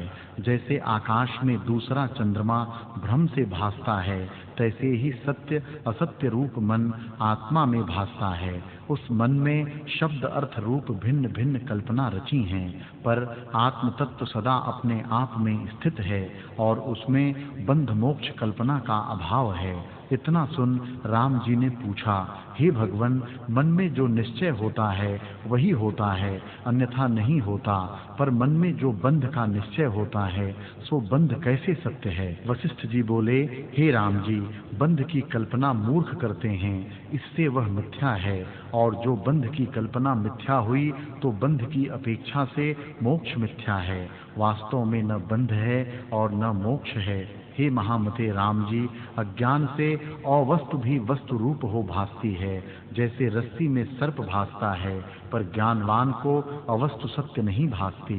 जैसे रस्सी के ज्ञान से सर्प नहीं भासता, तैसे ही बंध मोक्ष कल्पना मूर्खों को भासती है, ज्ञानवान को बंध मोक्ष कल्पना कोई नहीं। हे राम जी, आदि परमात्मा से मन उपजा है, उसने ही बंध और मोक्ष मोह से कल्पा है, और फिर दृश्य प्रपंच को रचा है। वह प्रपंच कल्पना मात्र है, और बालक की कथावत मूर्खों को रुचता है, अर्थात जो विचार से रहित हैं उनको यह जगत सत्य भासता है। इति श्री योग वासिष्ठे उत्पत्ति प्रकरणे चित्त चिकित्सा वर्णन नाम षट सप्ततितस्म सर्गः। राम जी बोले, हे मुनियों में श्रेष्ठ, बालक की कथा क्या है, वह क्रम से कहिए। वशिष्ठ जी बोले, हे रामचंद्र, एक मूर्ख बालक ने दाई से कहा कि कोई अपूर्व कथा जो आगे न हुई हो मुझसे कह। तब उसके विनोद निमित्त महाबुद्धिमान धात्री एक कथा कहने लगी। वह बोली, हे पुत्र सुन, एक बड़ा शून्य नगर था और उसका एक राजा था। उस राजा के शुभ आचारवान और बड़े सुंदर तेजवान 3 पुत्र थे। उनमें से 2 तो उपजे न थे और एक गर्भ में ही आया न था। वे तीनों शुभ आचारवान और शुभ क्रिया करता, द्रव्य के अर्थ जीतने को चले और शून्य नगर से बाहर जा निर्मार्ग रूप नगर में वे निर्बुद्ध और शोक सहित इकट्ठे ऐसे चले जैसे बुध, शुक्र और शनैश्चर। इकट्ठे चलने का दृष्टांत शुक्र, शनैश्चर और बुध का नहीं है, निर्बुध और शोक का ग्रहण रूप दृष्टांत है। सरसों के फूल की भांति उनके अंग कोमल थे, इसलिए वे मार्ग में थक गए और ऊपर से सूर्य की धूप तपने लगी। जैसे ज्येष्ठ आषाढ़ की धूप से कमल कुम्हिला जाते हैं, तैसे ही वे कुम्हिला गए और तप्त चरणों से तपने लगे और महाशोक को प्राप्त हुए। चरणों में डाभ के कंटक लगे, मुख धुर से धूमर हो गए और तीनों कष्टवान हुए। आगे चलकर उन्होंने 3 वृक्ष देखे, जिनमें से 2 जो उपजे नहीं और तीसरे का बीज भी नहीं बोया गया। उन तीनों ने एक-एक वृक्ष के नीचे आकर विश्राम किया, जैसे स्वर्ग में कल्प वृक्ष के नीचे इंद्र और यम आ बैठे और उनके फल भक्षण किए। फलों को काट के रसपान किया, उनके फूलों की माला गले में पहनी और चिरकाल पर्यंत वहां विश्राम कर फिर दूर से दूर चले गए। इतने में मध्याह्न का समय हुआ, उससे वे तपायमान हुए। आगे उन्होंने 3 नदियां देखीं और उनके निकट गए जो तरंगों से लीलायमान थीं। उनमें से 2 में तो कुछ भी जल न था और तीसरी सूखी पड़ी थी। उनमें वे चिरकाल पर्यंत क्रीड़ा करते रहे, जैसे स्वर्ग की गंगा में ब्रह्मा, विष्णु और रुद्र कलोल करते हैं, और जलपान किया। फिर जब दिन अस्त होने लगा तब वहां से चले तो एक भविष्यत नगर देखा जो बड़ी ध्वजाओं से संपन्न और रत्नमणि और सुवर्ण से जड़ा मानो सुमेरु का शिखर था। उसमें उन्होंने हीरे और माणिकों से जड़ा हुआ एक मंदिर देखा जो निराकार रूप था। उसमें वे घुस गए तो वहां बहुत अंगना देखी और फिर विचार किया कि रसोई कीजिए और ब्राह्मण को भोजन खवाइए। तब उन्होंने कंचन की 3 बटलोइयां मंगवाईं, जिनमें से 2 का करने वाला तो उपजा नहीं, अर्थात आधार से रहित थी, और तीसरी चूर्ण रूप थी। उस चूर्ण रूप बटलोई में उन्होंने 16 सेर रसोई चढ़ाई और ब्रह्मा आदि विदेह रूप और निर्मुख ऋषियों ने भोजन किया। उससे उन्होंने सैकड़ों ब्राह्मणों को भोजन कराए, आप भी भोजन किया। इस प्रकार वह राजपूत आज तक सुख से स्थित हैं। हे पुत्र, यह रमणीय कथा मैंने तुझसे सुनाई है। यदि तू इसको हृदय में धारेगा तो पंडित होगा। हे राम जी, इस प्रकार धात्री ने जब बालक को कथा सुनाई तब बालक के मन में सच प्रतीत हुई। जैसे उस कथा का रूप संकल्प से भिन्न कुछ न था, तैसे यह जगत सब संकल्प मात्र है। अज्ञान से हृदय में स्थिर हो रहा है, भ्रम से इसमें आस्था हुई और बंध मोक्ष भी कल्पना मात्र है, संकल्प से भिन्न इसका स्वरूप नहीं। हे राम जी, शुद्ध आत्मा निष्किंचन रूप है, पर संकल्प के वश से किंचन रूप हो भासता है। पृथ्वी, वायु, आकाश, नदियां, देश आदि जो पांच भौतिक सृष्टि है, सो सब संकल्प मात्र है। जैसे स्वप्न में नाना प्रकार की सृष्टि भासती है और कुछ नहीं उपजती, तैसे इस जगत को जानो। जैसे कल्पित राजपुत्र भविष्यत नगर में स्थित हुए थे और वह रचना संकल्प बालक को स्त्रीभूत हुई थी, तैसे ही यह जगत संकल्प मात्र मन के फुरने से दृढ़ हुआ है। जैसे द्रवता से जो जल में तरंग होते हैं वह जल ही जल है, तैसे ही आत्मा में स्थित है। यह सब जगत संकल्प से उपजता है और बड़े विस्तार को प्राप्त होता है। जैसे दिन होने से सब व्यवहार विस्तार को प्राप्त होते हैं, तैसे ही संकल्प से उपजा जगत विस्तार को प्राप्त होता है और चित्त का विलास है, चित्त के फुरने से भासता है। इससे हे राम जी, संकल्प रूपी मैल को त्याग करके निर्विकल्प आत्म तत्व का आश्रय करो। जब उस पद में स्थित होगे तब परम शांति की प्राप्ति होगी। इति श्री योग वासिष्ठे उत्पत्ति प्रकरणे बालकाख्यायिका वर्णन नाम सप्तसप्ततितमः सर्गः। वशिष्ठ जी बोले, हे राम जी, मूढ़ अज्ञानी पुरुष अपने संकल्प से आप ही मोह को प्राप्त होता है और जो पंडित है वह मोह को नहीं प्राप्त होता। जैसे मूर्ख बालक अपनी परछाई में पिशाच कल्प कर भय पाता है, तैसे ही मूर्ख अपनी कल्पना से दुखी होता है। राम जी बोले, हे भगवन, ब्रह्मवेत्ताओं में श्रेष्ठ वह संकल्प क्या है और छाया क्या है जो असत्य ही सत्य रूप पिशाच की भांति दिखती है। वशिष्ठ जी बोले, हे राम जी, पांच भौतिक शरीर परछाई की भांति है, क्योंकि अपनी कल्पना से रचा है और अहंकार रूपी पिशाच है। जैसे मिथ्या परछाई में पिशाच को देख के मनुष्य भयवान होता है, तैसे ही देह में अहंकार को देख के खेद प्राप्त होता है। हे राम जी, एक परम आत्मा सर्व में स्थित है, तब अहंकार कैसे हो? वास्तव में अहंकार कोई नहीं, परमात्मा ही अभेद रूप है और उसमें अहं बुद्धि भ्रम से भासती है। जैसे मिथ्यादर्शी को मरुस्थल में जल भासता है, तैसे ही मिथ्या ज्ञान से अहंकार कल्पना होती है। जैसे मणि का प्रकाश मणि पर पड़ता है तो मणि से भिन्न नहीं, मणि रूप ही है, तैसे ही आत्मा में जगत भासता है, सो आत्मा ही में स्थित है। जैसे जल में द्रवता से चक्र और तरंग हो भासते हैं, सो जल रूप ही हैं, तैसे ही आत्मा में चित्त से जो नानत्व हो भासता है, सो आत्मा से भिन्न नहीं, असम्यक दर्शन से नानत्व भासता है। इससे असम्यक दृष्टि को त्याग आनंद रूप का आश्रय करो और मोह के आरंभ को त्याग कर शुद्ध बुद्धि सहित विचारो और विचार से सत्य ग्रहण करो, असत्य का त्याग करो। हे राम जी, तुम मोह का महात्म्य देखो कि स्थूल रूप देह जो नाशवंत है उसके रखने का उपाय करता है, पर वह रहता नहीं, और जिस मन रूपी शरीर के नाश हुए कल्याण होता है उसको पुष्ट करता है। हे राम जी, सब मोह के आरंभ मिथ्या भ्रम से दृढ़ हुए हैं। अनंत आत्म तत्व में कोई कल्पना नहीं। कौन किसको कहे? जो कुछ नानात्व भासता है वह है नहीं और जीव ब्रह्म से अभिन्न है। उस ब्रह्म तत्व में किसे बंध कहिए और किसे मोक्ष कहिए? वास्तव में न कोई बंध है न मोक्ष है, क्योंकि आत्म सत्ता अनंत रूप है। हे राम जी, वास्तव में द्वैत कल्पना कोई नहीं, केवल ब्रह्म सत्ता अपने आप में है। जो आत्म तत्व अनंत है वही अज्ञान से अन्य की भांति भासता है।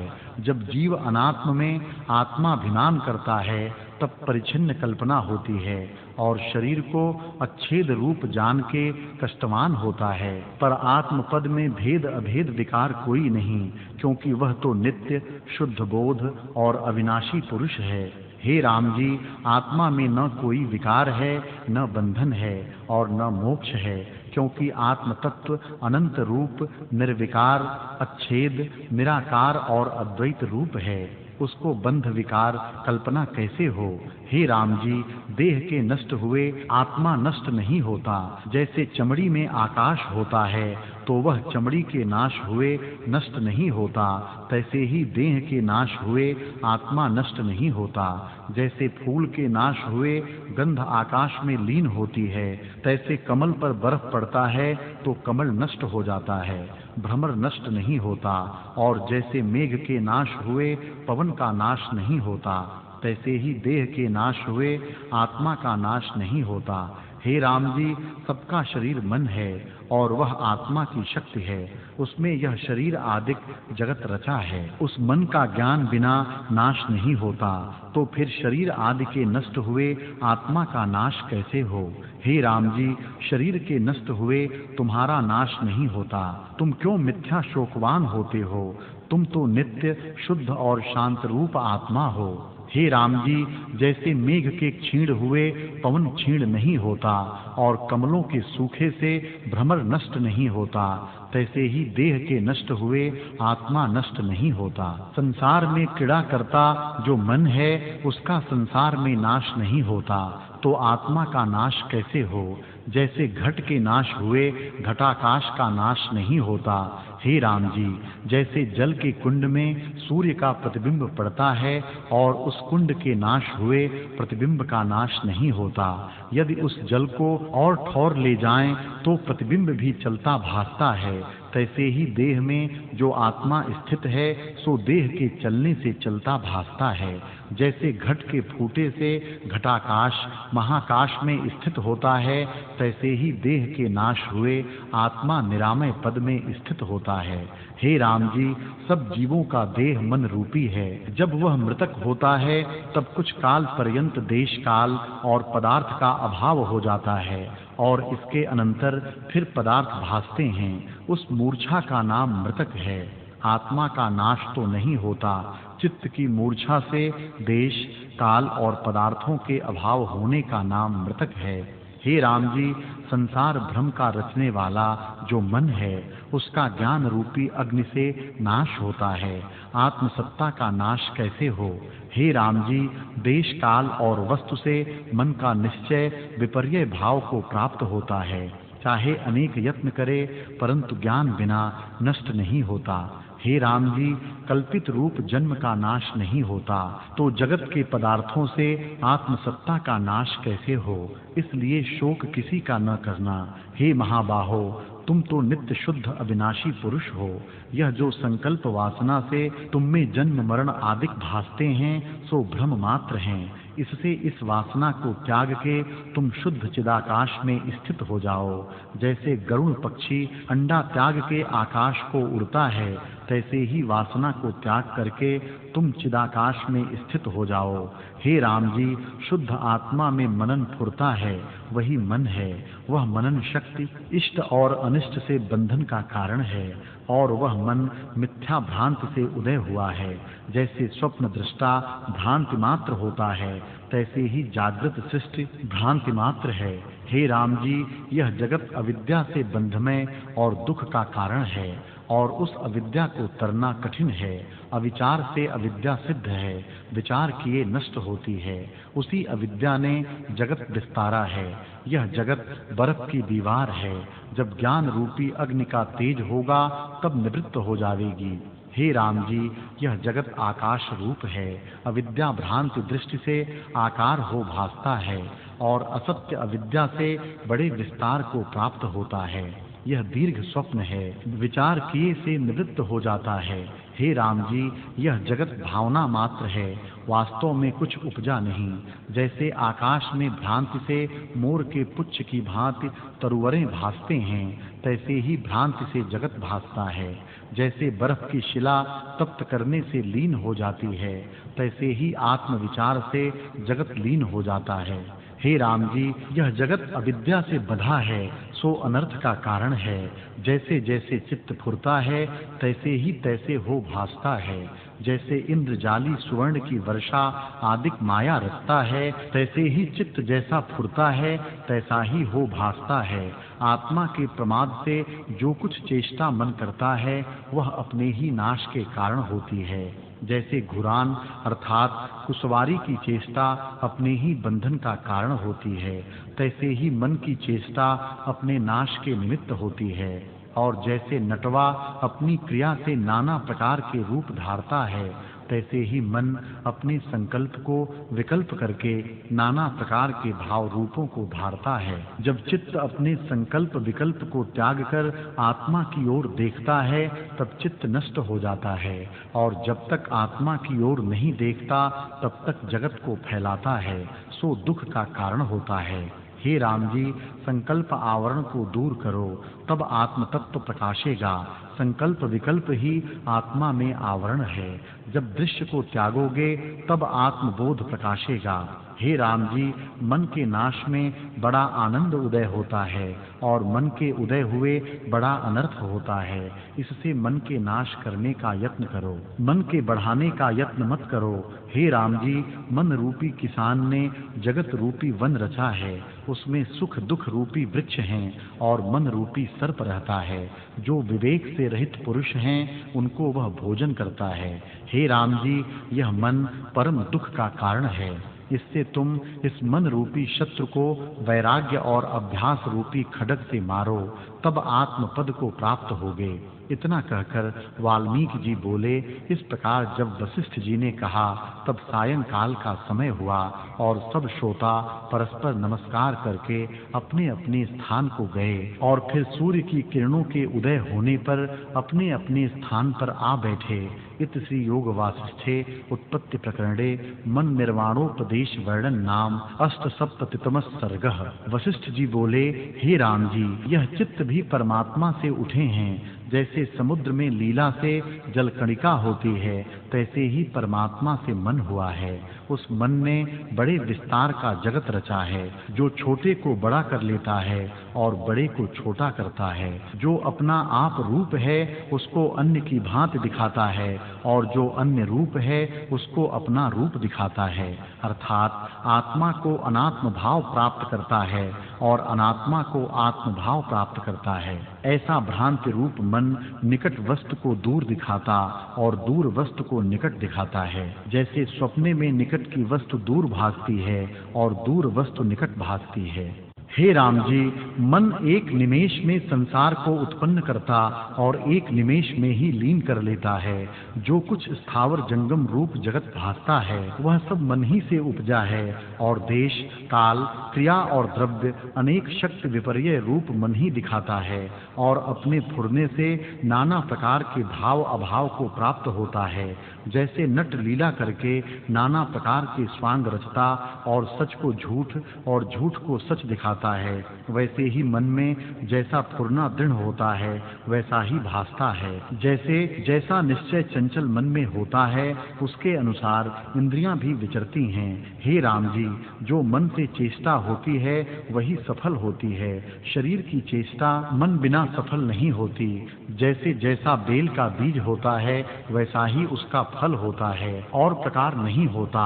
वैसे ही जो मन में निश्चय होता है, वही सफल होता है। जैसे बालक मृतिका की सेना बनाता है और नाना प्रकार के उसके नाम रखता है, वैसे ही मन भी संकल्प से जगत रच लेता है। जैसे मिट्टी की सेना मिट्टी से भिन्न नहीं, वैसे ही आत्मा में जो नाना प्रकार का जगत कल्पा है, वह आत्मा से भिन्न नहीं। जैसे संकल्प में मन नाना प्रकार अर्थों को कल्पता है, वैसे ही जागृत जगत भी भ्रम से कल्पा है। हे राम जी, एक गोपद में मन अनेक योजन रच लेता है, और कल्प का क्षण और क्षण का कल्प रच लेता है। जैसा कुछ मन में तीव्र संवेग होता है, वैसा ही होकर भासता है। उसको रचने में विलंब नहीं लगता। जो कुछ देश काल पदार्थ हैं, वह मन से उपजे हैं, और सबका कारण रूप मन ही है। जैसे पत्र फूल फल और टहनी वृक्ष से उपजे हैं, वे वृक्ष रूप हैं। जैसे समुद्र में लहरें होती हैं वे जल रूप हैं, और जैसे अग्नि उष्णता रूप है वैसे ही नाना प्रकार के स्वभाव मन से उपजे दृष्टि आते हैं और सब मन रूप हैं। हे राम जी, कर्ता कर्म क्रिया दृष्टा दर्शन दृश्य सब मन ही का फैलाव है। जैसे सुवर्ण से नाना प्रकार के भूषण भासते हैं और जब सुवर्ण का ज्ञान हुआ तब सब भूषण का एक सुवर्ण ही भासता है, भूषण भाव नहीं भासता, वैसे ही जब तक आत्मा का प्रमाद है तब तक द्वैत रूप जगत भासता है, और जब आत्मज्ञान होता है तब सब भ्रम मिट जाता है। इत श्री योग वासिष्ठे उत्पत्ति प्रकरणे चित्त महात्म वर्णन नाम एकोनाशीतितम सर्गः। वशिष्ठ जी बोले, हे राम जी, अब एक वृतांत जो पूर्व काल में हुआ है तुमको सुनाता हूँ। यह जगत इंद्रजालवत है, जैसे मन रूपी इंद्रजाल में यह जगत स्थित है तैसे तुम सुनो। इस पृथ्वी में एक उत्तर पाद नाम देश था, उसमें एक बड़ा वन था और वहाँ नाना प्रकार के वृक्ष, फूल, फल और ताल थे, जिन पर मोर आदि अनेक प्रकार के पक्षी शब्द करते थे। फूलों से सुगंधें निकलती थीं और विद्याधर, सिद्धगण और देवता आनकर विश्राम करते थे। किन्नर गान करते थे और मंद मंद पवन चलता था। निदान उस स्थान में महासुंदर रचना बनी थी और स्वर्णवत महाकल्प वृक्ष लगे थे। उस देश का लवण नाम राजा अति तेजवान और धर्मात्मा राजा हरिश्चंद्र के कुल में उपजा। उसका ऐसा तेज हुआ कि शत्रु उसका नाम स्मरण करे तो उसको ताप चढ़ जावे और वह श्रेष्ठ पुरुषों की पालना करे। उस राजा के यश से संपूर्ण पृथ्वी पूर्ण हो गई और स्वर्ग में देवता और विद्याधर यश गाते थे। उस राजा में लोभ और कुटिलता न थी और वह बड़ा बुद्धिमान और उदार था। एक दिन सभा में बड़े ऊंचे सिंहासन पर वह बैठा था और सुंदर स्त्रियों का नृत्य होता था। अति सुंदर बाजे बजते थे और मधुर ध्वनि होती थी। राजा के शीश पर चमर झूलता था और मंत्री और मंडलेश्वरों की सेना आगे खड़ी राजा को देश मंडल की वार्ता सुनाती थी। इतिहास आदि की पुस्तकें ढांप के उठा रखी थीं और भाट स्तुति करते थे। केवल 2 मुहूर्त दिन रह गया था। उस काल में एक इंद्रजाली बाजीगर आडंबर संयुक्त सभा में आया और राजा से कहने लगा, हे राजन, आप मेरा एक कौतुक देखिए। इतना कहकर उसने अपना पिटारा खोला और उसमें से एक मोर की पूंछ निकालकर घुमाने लगा। उससे राजा को नाना प्रकार की रचना भासने लगी, मानो परमात्मा की माया है, और नाना प्रकार के रंग राजा ने देखे। उसी क्षण में किसी मंडलेश्वर का दूत एक घोड़ा लेकर राजा के निकट आया और बोला, हे राजन, यह महाबलवान घोड़ा राजा ने आपको दिया है। जैसे उच्छैश्रवा इंद्र का घोड़ा समुद्र मथने से निकला है तैसा ही यह है और इसका पवन के सदृश वेग है। मेरे स्वामी ने कहा है कि जो उत्तम पदार्थ है वह बड़ों को देना चाहिए। यह आपके योग्य है, इससे आप इसे ग्रहण कीजिए। तब इंद्रजाली बोला, हे राजन, आप इस घोड़े पर आरूढ़ हों, इस पर चढ़कर आप शोभा पावेंगे।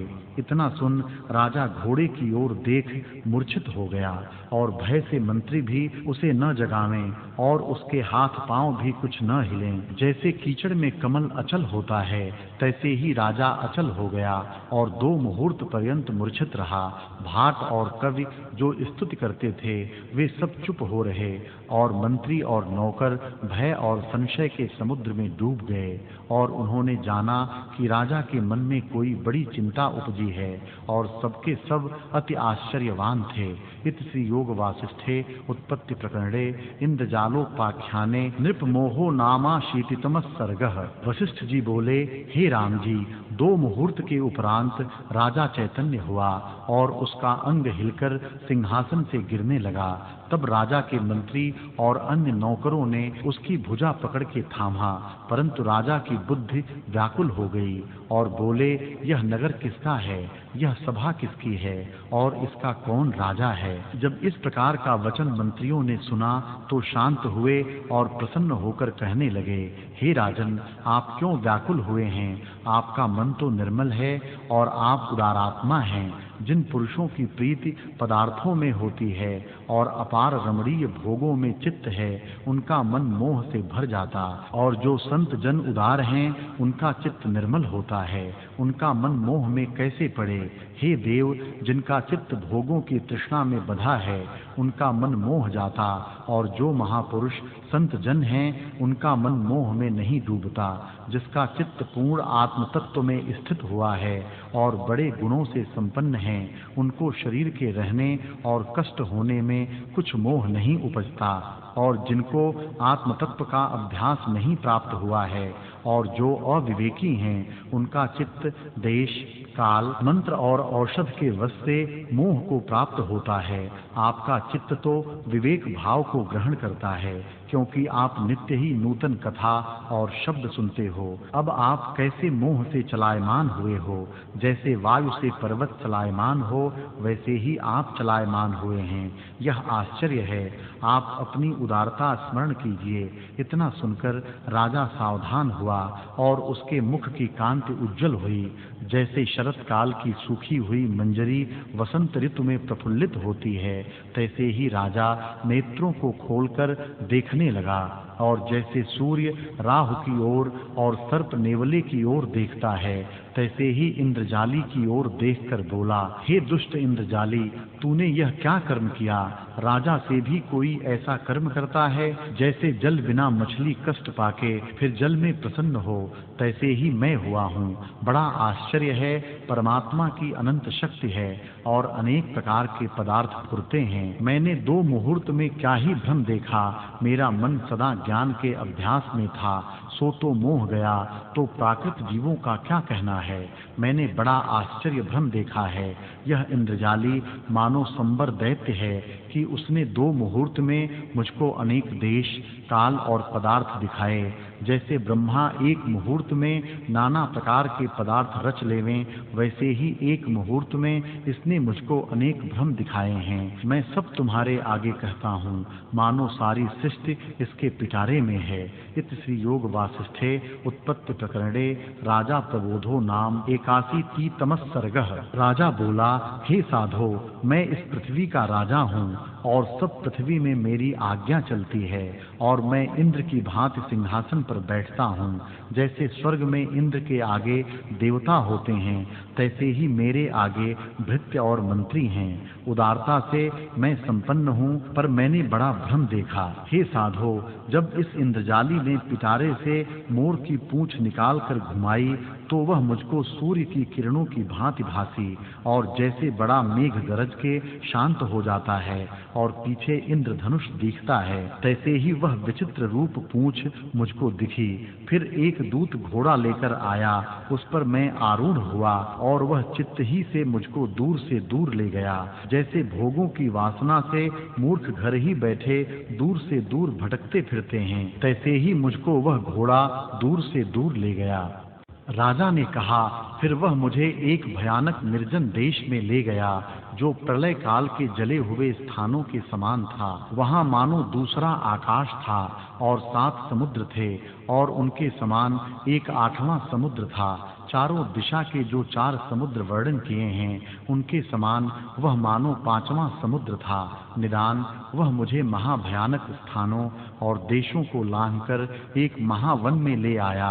जैसे ज्ञानी का चित्त आकाशवत होता है और जैसे अज्ञानी का चित्त कठोर और शून्य होता है, वैसे ही स्थान में मुझे ले गया, जहाँ घास, वृक्ष, जीव, मनुष्य कोई भी दृष्टि न आता था।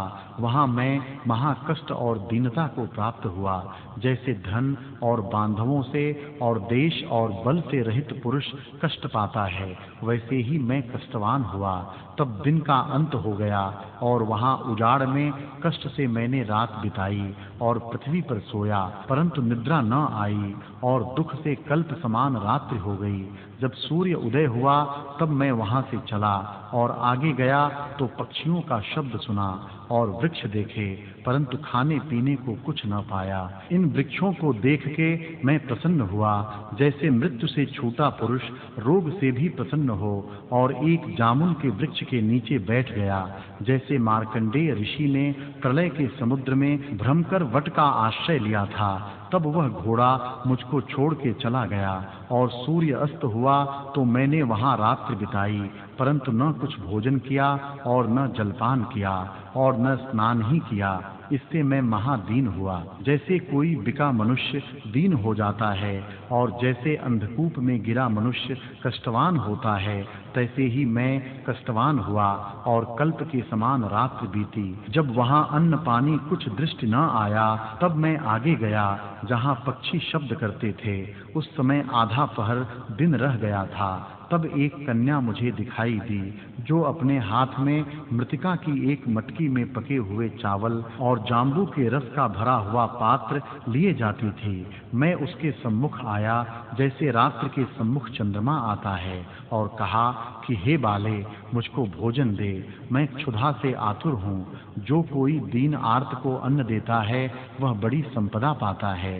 हे साधो, जब मैंने बारंबार कहा, तब उसने कहा, तुम तो कोई राजा भासते हो कि नाना प्रकार के भूषण वस्त्र पहने हुए हो, मैं तुमको भोजन न दूंगी। ऐसे कह के वह आगे चली और मैं भी उसके पीछे जैसे छाया जावे तैसे चला। मैं कहता जाता था कि हे बाले, मुझको भोजन दे कि मेरी क्षुधा शांत हो, और वह कहती, हे राजन, हम नीच लोग हैं, अपने प्रयोजन बिना किसी को भोजन नहीं देते। जो तुम मेरे भर्ता हो, तो मैं तुमको यह अन्न जो अपने पिता के निमित्त ले चली हूँ दूं। मेरा पिता मशान में वैताल की भांति अवधूत हो बैठा है और धूर से अंग भरे है। जो तुम मेरे भर्ता बनो तो मैं देती हूँ, क्योंकि भर्ता प्राणों से भी प्यारा होता है। पिता से क्षमा कर लूंगी। मैंने कहा, अच्छा, मैं तुझसे विवाह करूंगा, पर मुझे भोजन दे। हे साधो, ऐसा कौन है जो ऐसी आपदा में अपने वर्णाश्रम के धर्म को दृढ़ रखे। उसने मुझको आधा भोजन और आधा जांबू का रस दिया। उसे भोजन कर मैं कुछ शांतिमान हुआ, परंतु मेरा मोह निवृत्त न हुआ। तब उसने मेरे दोनों हाथ पकड़ के मुझको आगे कर लिया और अपने पिता के निकट ले गई, जैसे पापी को यमदूत ले जाते हैं, और कहा, हे पिता, यह मैंने भर्ता किया है। उसके पिता ने कहा, अच्छा किया, और ऐसा कहकर चावल और जांबू के रस का भोजन किया। फिर उसके पिता ने कहा, हे पुत्री, इसको अपने घर ले जा। तब वह मुझको अपने घर ले गई, और जब अपने घर के निकट गई, तब मैंने देखा कि वहां अस्थि मांस और रुधिर है, और कुत्ते, गर्दभ, हस्ती आदि जीवों की खालें पड़ी हैं। उनको लांघकर वह मुझे अपने घर में ले गई, जैसे पापी को नरक में यमदूत ले जाते हैं। वहां एक बगीचा था, उसमें जाकर वह अपनी माता के पास मुझे ले गई और कहा, हे माता, यह मेरा जामात्र हुआ है। माता ने कहा, अच्छी बात है, निदान उसके घर हमने विश्राम किया, और उस चांडाली ने मुझको जो भोजन दिया, उसको मैंने भोजन किया। मानो अनेक जन्मों के पाप भोगे, फिर विवाह का दिन नियत किया गया, और उस दिन मैंने विवाह किया। चांडाल हंसते थे और नृत्य करते थे, मानो मेरे पाप नृत्य करते थे। इत श्री योग वासिष्ठे उत्पत्ति प्रकरणे चांडाली विवाह वर्णन नाम 82तमः सर्गः। राजा बोले, हे साधो, बहुत क्या कहूँ, 7 दिन तक विवाह का उत्साह रहा, और फिर वहां मैं एक बड़ा चांडाल हुआ। 8 महीने वहां रह के फिर मैं और स्थानों में रहा। निदान वह चांडाली गर्भवती हुई, और उससे एक कन्या उत्पन्न हुई, जो शीघ्र ही बढ़ गई। 3 वर्ष पीछे एक बालक उत्पन्न हुआ, और फिर एक पुत्र और एक कन्या और भी उत्पन्न हुई। इसी प्रकार उससे 3 पुत्र और 3 कन्या उत्पन्न हुई, और मैं एक बड़ा परिवारवान चांडाल हुआ। उस चांडाली सहित मैं चिरकाल पर्यंत चांडालों में विचरता रहा, और जैसे जाल में पक्षी बंध जाता है, तैसे मैं उनमें बंधवान हुआ। हे साधो, उनमें मैंने बड़े कष्ट पाए। प्रथम जिस सिर में रेशम का वस्त्र भी चुभता था, उस पर मैं भार उठाऊं, नीचे नंगे चरण चलें और सिर पर सूर्य तपे। रात्रि को मैं कांटों पर सोऊं, कोई वस्त्र न मिले और जीव जंतुओं के लहू से भरे हुए गीले पुराने कपड़े सिरहाने रखूं, कुक्कुट हस्ती आदि अशुचि पदार्थों को भोजन करूं और उनके रुधिर का पान करूं। ऐसी मेरी चेष्टा हो गई कि जाल से पक्षी मारूं, वंशी से कच्छ मच्छ आदि पकड़ूं, अनेक प्रकार के क्रूर नीच कर्म करूं और जैसी कैसी वस्तु मिले उसे भोजन करूं। निदान ऐसी व्यवस्था हो गई कि अस्थि मांस के निमित्त हम आपस में और शीतकाल में शीत से, उष्ण काल में उष्णता से कष्टवान हों। इससे मेरा शरीर बहुत कृश हो गया और अवस्था भी वृद्ध हुई। मशानों में हमारा बहुत काल व्यतीत हुआ और मांस और रक्तपान करते रहे। जो हस्ती आदि पशु आवें उनको हम मारें, जैसे चंडिका ने दैत्यों को मारा था, और उनकी आंतड़ें और चमड़े तले बिछा के सोवें और सिरहाने रखें। ऐसे ही चिरकाल पर्यंत हम चेष्टा करते रहे और बंधुओं में बहुत स्नेह बढ़ गया। पर वर्षा काल की नदी की भांति हमारी तृष्णा बढ़ती जाती थी। जिन मृतिका के पात्रों में चांडाल भोजन कर जाते थे, उन्हीं वासनों में हम भी भोजन करते थे। काल वशात वर्षा बंद हो गई और अकाल पड़ा। सूर्य ऐसे तपने लगे मानो 12 सूर्य इकट्ठे तपते हैं, और दावाग्नि वन में लगी है। वन के जीव अन्न जल के निमित्त कष्ट पाने लगे और अपना देश छोड़ के देशांतर जाने लगे। निदान महा उपद्रव हुआ। समय बिना ही मानो प्रलय आया है। तब क्षुधा और तृषा से कितने ही जीव मृतक हो गए, कितने गिर पड़े और हमको भी बहुत कष्ट हुआ। तब हम 3 पुत्रों, 3 कन्याओं और स्त्री सहित वहां से निकले और जहां अन्न जल सुने वहीं जावें, फिर यह भी हाथ न आवे। तब हम बहुत शोकवान हुए और शरीर निरस सा हो गया। निदान सब ऐसे कष्टवान हुए कि पुत्र पिता को न संभाले और पिता पुत्र को न संभाले। बांधवों का स्नेह आपस में छूट गया। सब अपने अपने वास्ते दौड़े। इत श्री योग वासिष्ठे उत्पत्ति प्रकरणे इंद्रजालोपाख्याने उपद्रव वर्णन नाम त्रयशीतितमः सर्गः। राजा बोले, हे सभा, इस प्रकार हम चिरकाल तक विचरते फिरे। शरीर बहुत वृद्ध हो गया और बाल बर्फ की भांति श्वेत हो गए। जैसे सूखा पात वायु से विचरता है, तैसे ही हम भी कर्मों के वश से भ्रमते रहे। जो कुछ राजा का अभिमान था वह मुझे विस्मरण हो गया और चांडाल भाव दृढ़ हो गया। सब जीव कष्टवान होके कलत्र को छोड़ गए और कितने पहाड़ पर चढ़कर दुख के मारे गिर पड़े। और जैसे चिड़िया को बाज भोजन करता है, तैसे ही जनों को भेड़िए भोजन करते थे। एक वृक्ष के नीचे मैंने विश्राम किया।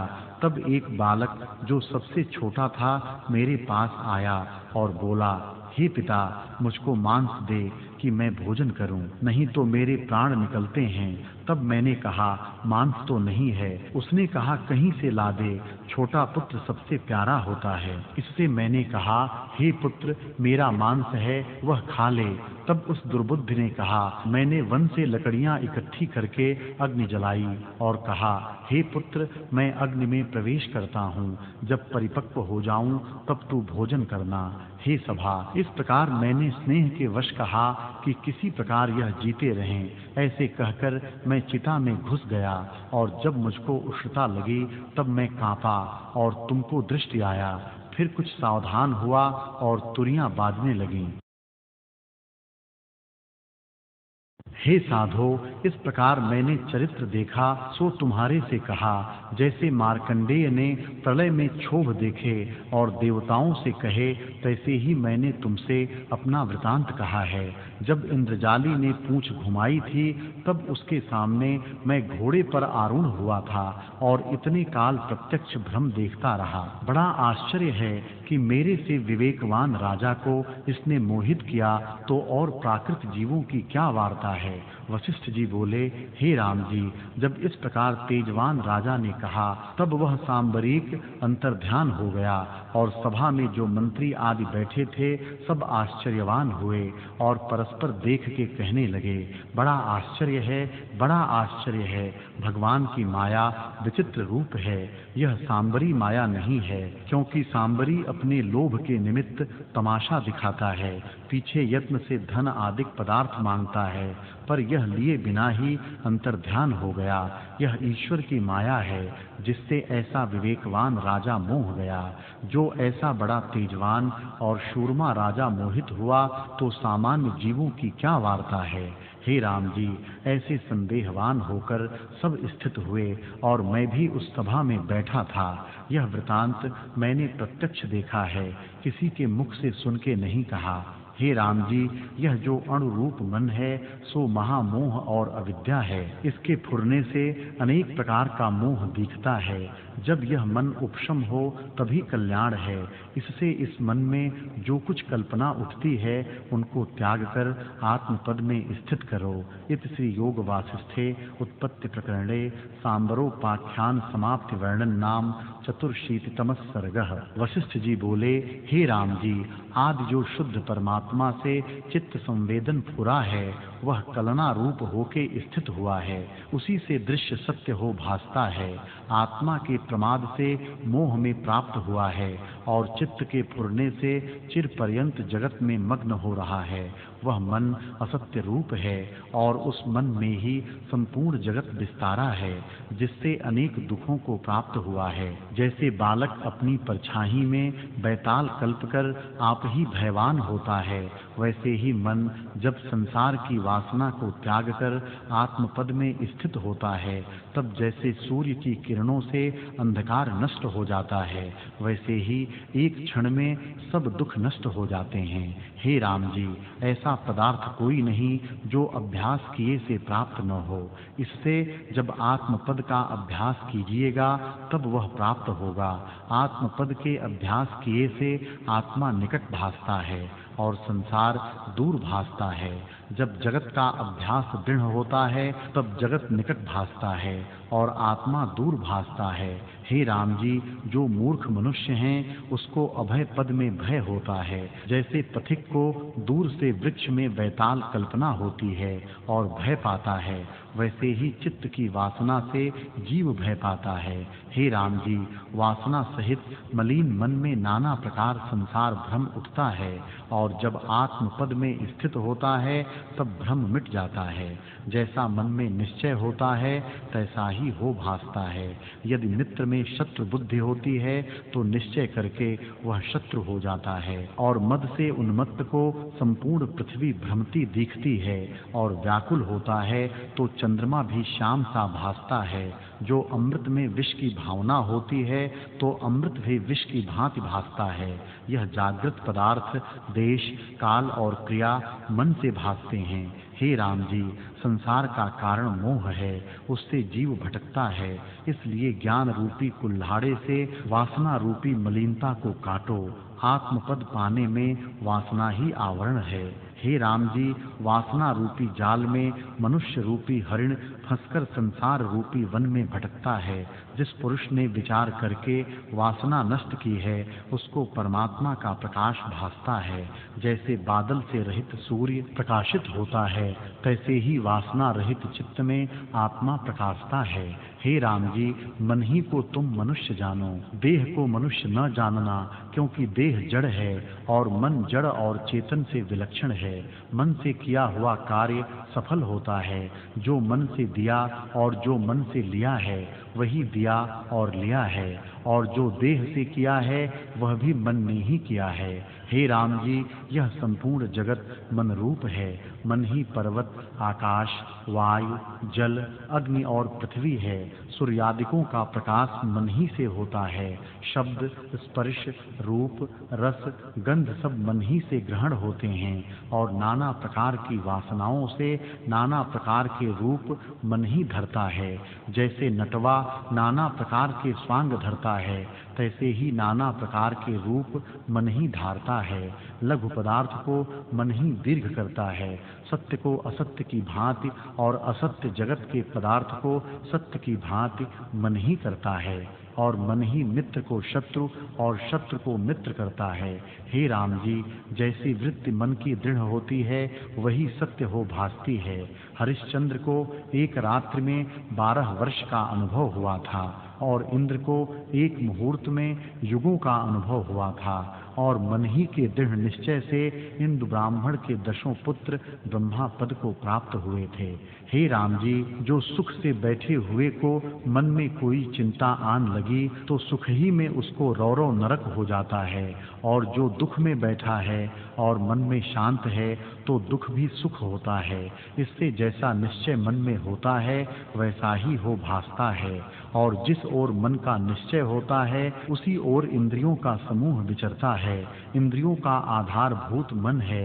जो मन टूट पड़ता है तो इंद्रियां भिन्न भिन्न हो जाती हैं। जैसे तागे के टूटे से माला के दाने भिन्न भिन्न हो जाते हैं, तैसे ही मन से रहित इंद्रियां अर्थों से रहित भिन्न होती हैं।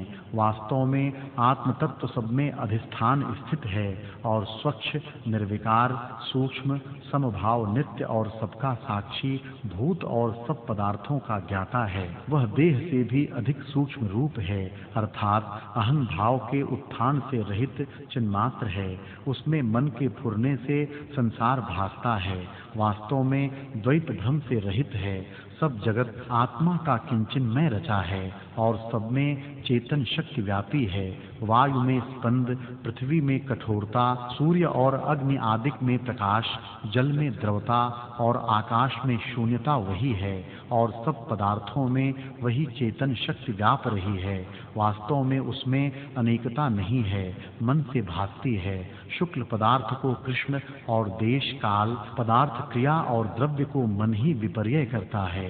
हे राम जी, जैसा निश्चय मन में दृढ़ होता है वही सिद्ध होता है, और मन बिना किसी पदार्थ का ज्ञान नहीं होता। हे राम जी, जिह्वा से नाना प्रकार के भोजन करता है, परंतु मन और ठौर होता है तो उसका कुछ स्वाद नहीं आता, और नेत्रों से चित्त सहित देखता है तो रूप का ज्ञान होता है। इस कारण मन बिना किसी इंद्रिय का उपाय सिद्ध नहीं होता, और अंधकार और प्रकाश भी मन बिना नहीं भासते। हे राम जी, सब पदार्थ मन से भासते हैं। जैसे नेत्रों में प्रकाश नहीं होता तो कुछ नहीं भासता, तैसे ही विद्यमान पदार्थ भी मन बिना नहीं भासते। हे राम जी, इंद्रियों से मन नहीं उपजा, परंतु मन से इंद्रियां उपजी हैं, और जो कुछ इंद्रियों का विषय दृश्य जाल है वह सब मन से उपजा है। जिन पुरुषों ने मन वश किया है वही महात्मा पुरुष पंडित हैं, और उनको नमस्कार है। हे राम जी, यदि नाना प्रकार के भूषण और फूल पहने हुए स्त्री प्रीति से कंठ लगे, पर जो चित्त आत्मपद में स्थित है तो वह मृतक के समान है, अर्थात उसको इष्ट अनिष्ट का राग द्वेष कुछ नहीं उपजा। इष्ट अनिष्ट में राग द्वेष मन ही उपजाता है, मन के स्थित हुए राग द्वेष कुछ नहीं उपजता। हे राम जी, एक वीतराग ब्राह्मण ध्यान स्थित वन में बैठा था और उसके हाथ को कोई वंचर जीव तोड़ ले गया, परंतु उसको कुछ कष्ट न हुआ, क्योंकि मन उसका स्थिर था। यही मन फुरने से सुख को भी दुख करता है और अपने में स्थित हुए दुख को भी सुख करता है। हे राम जी, कथा के सुनने में जो मन किसी और चिंतवन में जाता है तो कथा के अर्थ समझ में नहीं आते, और अपने गृह में बैठा है और मन के संकल्प से पहाड़ पर दौड़ता दौड़ता गिर पड़ता है तो उसको प्रत्यक्ष अनुभव होता है, सो मन का ही भ्रम है। जैसी फुरना मन में फुरती है वही भासती है। जैसे स्वप्न में एक क्षण में नदी, पहाड़, आकाशादिक पदार्थ भासने लगते हैं, तैसे ही यह पदार्थ भी भासते हैं। हे राम जी, अपने अंतःकरण में सृष्टि भी मन के भ्रम से भासती है। जैसे जल के भीतर अनेक तरंग होते हैं और वृक्ष में पत्र, फूल, फल, टास होते हैं, तैसे ही एक मन के भीतर जागृत, स्वप्न आदि भ्रम होते हैं। जैसे सुवर्ण से भूषण अन्य नहीं होते, तैसे ही जागृत और स्वप्नावस्था भिन्न नहीं। जैसे तरंग और बुदबुदे जल से भिन्न नहीं, और जैसे नटवा नाना प्रकार के स्वांगों को लेकर अनेक रूप धारता है, तैसे ही मन वासना से अनेक रूप धारता है। हे राम जी, जैसा स्पंद में दृढ़ होता है तैसा ही अनुभव होता है। जैसे लवण राजा को भ्रम से चांडाली का अनुभव हुआ था, तैसे ही यह जगत का अनुभव मनोमात्र है, चित्त के भ्रम से भासता है। हे राम जी, जैसी जैसी प्रतिभा मन में होती है तैसा ही तैसा अनुभव होता है और यह संपूर्ण जगत मनोमात्र है। अब जैसे तुम्हारी इच्छा हो वैसे करो। जैसा जैसा फुरना मन में होता है तैसा तैसा ही भासता है। मन के फुरने से देवता दैत्य और दैत्य देवता हो जाते हैं और मनुष्य नाग और वृक्ष हो जाते हैं। जैसे लवण राजा ने आपदा का अनुभव किया था।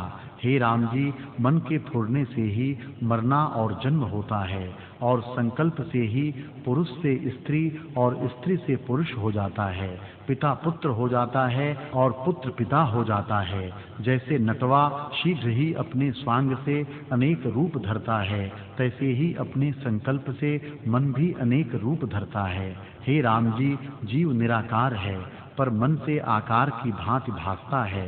उस मन में जो मनन है वही मूढ़ता है।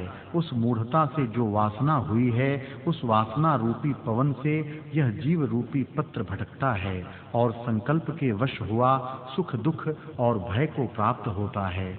जैसे तेल तिलों में रहता है तैसे ही सुख दुख मन में रहते हैं। जैसे तिलों को कोल्हू में पेरने से तेल निकलता है, तैसे ही मन को पदार्थों के संयोग से सुख दुख प्रकट भासते हैं। संकल्प से काल क्रिया में दृढ़ता होती है और देश काल आदि भी मन में स्थित होते हैं।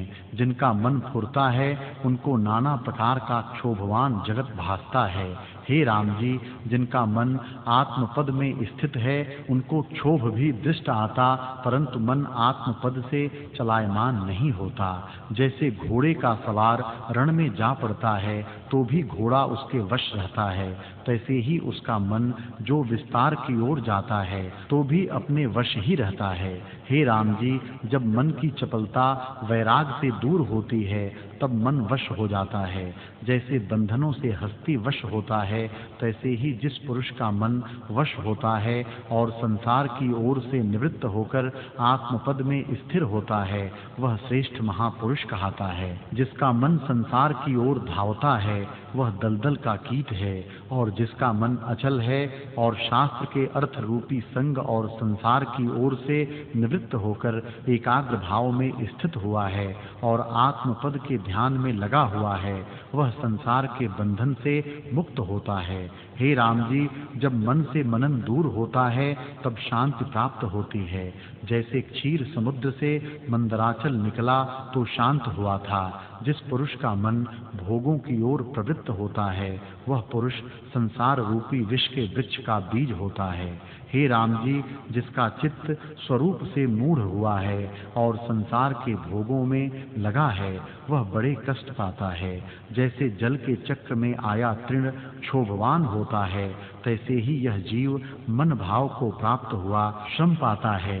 इससे तुम इस मन को स्थित करो, शांतात्मा हो। इत श्री योग वासिष्ठे उत्पत्ति प्रकरणे चित्त वर्णन नाम 85तमः सर्गः। वशिष्ठ जी बोले, हे राम जी, यह चित्त रूपी महाव्याधि है, उसकी निवृत्ति के अर्थ मैं तुमको एक श्रेष्ठ औषध कहता हूँ। वह तुम सुनो कि जिसमें यत्न भी अपना हो, साध्य भी आप ही हो और औषध भी आप हो और सब पुरुषार्थ आप ही से सिद्ध होता है। इस यत्न से चित्त रूपी वैताल को नष्ट करो। हे राम जी, जो कुछ पदार्थ तुमको रस संयुक्त दृष्टि आवे उनको त्याग करो। जब वांछित पदार्थों का त्याग करोगे तब मन को जीत लोगे और अचल पद को प्राप्त होगे। जैसे लोहे से लोहा काटता है तैसे ही मन से मन को काटो और यत्न करके शुभ गुणों से चित्त रूपी वैताल को दूर करो। देहादिक अवस्तु में जो वस्तु की भावना है और वस्तु आत्म तत्व में जो देहादिक की भावना है उनको त्याग कर आत्म तत्व में भावना लगाओ। हे राम जी, जैसे चित्त में पदार्थों की चिंतना होती है तैसे ही आत्मपद पाने की चिंतना से सत्य कर्म की शुद्धता लेकर चित्त को यत्न करके चैतन्य संवित की ओर लगाओ और सब वासना को त्याग के एकाग्रता करो। तब परम पद की प्राप्ति होगी। हे राम जी, जिन पुरुषों को अपनी इच्छा त्यागनी कठिन है वे विषयों के कीट हैं, क्योंकि अशुभ पदार्थ मूढ़ता से रमणीय भासते हैं और अशुभ को अशुभ और शुभ को शुभ जानना यही पुरुषार्थ है। हे राम जी, शुभ अशुभ दोनों पहलवान हैं, उन दोनों में जो बली होता है उसकी जय होती है। इससे शीघ्र ही पुरुष प्रयत्न करके अपने चित्त को जीतो। जब तुम अचित्त होगे तब यत्न बिना आत्मपद को प्राप्त होगे। जैसे बादलों के अभाव हुए यत्न बिना सूर्य भासता है, तैसे ही आत्मपद के आगे चित्त का फुरना जो बादलवत आवरण है उसका जब अभाव होगा तब अयत्न सिद्ध आत्मपद भासेगा। जो चित्त के स्थित करने का मंत्र भी आपसे होता है, जिसको अपने चित्त वश करने की भी शक्ति नहीं उसको धिक्कार है, वह मनुष्यों में गर्दभ है। अपने पुरुषार्थ से मन को वश करना अपने साथ परम मित्रता करनी है और अपने मन के वश किए बिना आप अपना ही शत्रु है, अर्थात मन के उपशम किए बिना घटी यंत्र की भांति संसार चक्र में भटकता है। जिन मनुष्यों ने मन को उपशम किया है उनको परम लाभ हुआ है। हे राम जी, मन के मारने का मंत्र यही है कि दृश्य की ओर से चित्त को निवृत्त करे और आत्म चेतन संवित में लगावे। आत्म चिंतना करके चित्त को मारना सुख रूप है। हे राम जी, इच्छा से मन पुष्ट रहता है। जब भीतर से इच्छा निवृत्त होती है तब मन उपशम होता है और जब मन उपशम होता है तब गुरु और शास्त्रों के उपदेश और मंत्र आदिकों की अपेक्षा नहीं रहती। हे राम जी, जब पुरुष असंकल्प रूपी औषध करके चित्त रूपी रोग काटे तब उस पद को प्राप्त हो जो सर्व और सर्वगत शांत रूप है। इस देह को निश्चय करके मूढ़ मन ने कल्पा है, इससे पुरुषार्थ करके चित्त को अचित्त करो, तब इस बंधन से छूटोगे। हे राम जी, शुद्ध चित्त आकाश में यत्न करके चित्त को लगाओ। जब चिरकाल पर्यंत मन का तीव्र संवेग आत्मा की ओर होगा तब चेतन चित्त का भक्षण कर लेगा और जब चित्त का चिंतत्व निवृत्त हो जाएगा तब केवल चेतन मात्र ही शेष रहेगा। हे राम जी, जब जगत की भावना से तुम मुक्त होगे तब तुम्हारी बुद्धि परमार्थ तत्व में लगेगी, अर्थात बोध रूप हो जाएगी। इससे इस चित्त को चित्त से ग्रास कर लो। जब तुम परम पुरुषार्थ करके चित्त को अचित्त करोगे तब महा अद्वैत पद को प्राप्त होगे। हे राम जी, मन के जीतने में तुमको और कुछ यत्न नहीं, केवल एक संवेदन का प्रवाह उलटना है कि दृश्य की ओर से निवृत्त करके आत्मा की ओर लगाओ। इसी से चित्त अचित्त हो जाएगा। चित्त के क्षोभ से रहित होना परम कल्याण है, इससे क्षोभ से रहित हो जाओ। जिसने मन को जीता है उसको त्रिलोकी का जीतना तृण समान है। हे राम जी, ऐसे शूरमा हैं जो शस्त्रों के प्रहार सहते हैं, अग्नि में जलना भी सहते हैं और शत्रु को मारते हैं, तब स्वाभाविक फुरने से सहने में क्या कृपणता है। हे राम जी, जिनको अपने चित्त के उल्टाने की सामर्थ्य नहीं वे नरों में अधम हैं। जिनको यह अनुभव होता है कि मैं जन्मा हूँ, मैं मरूंगा और मैं जीव हूँ, उनको वह असत्य रूप प्रमाद चपलता से भासता है।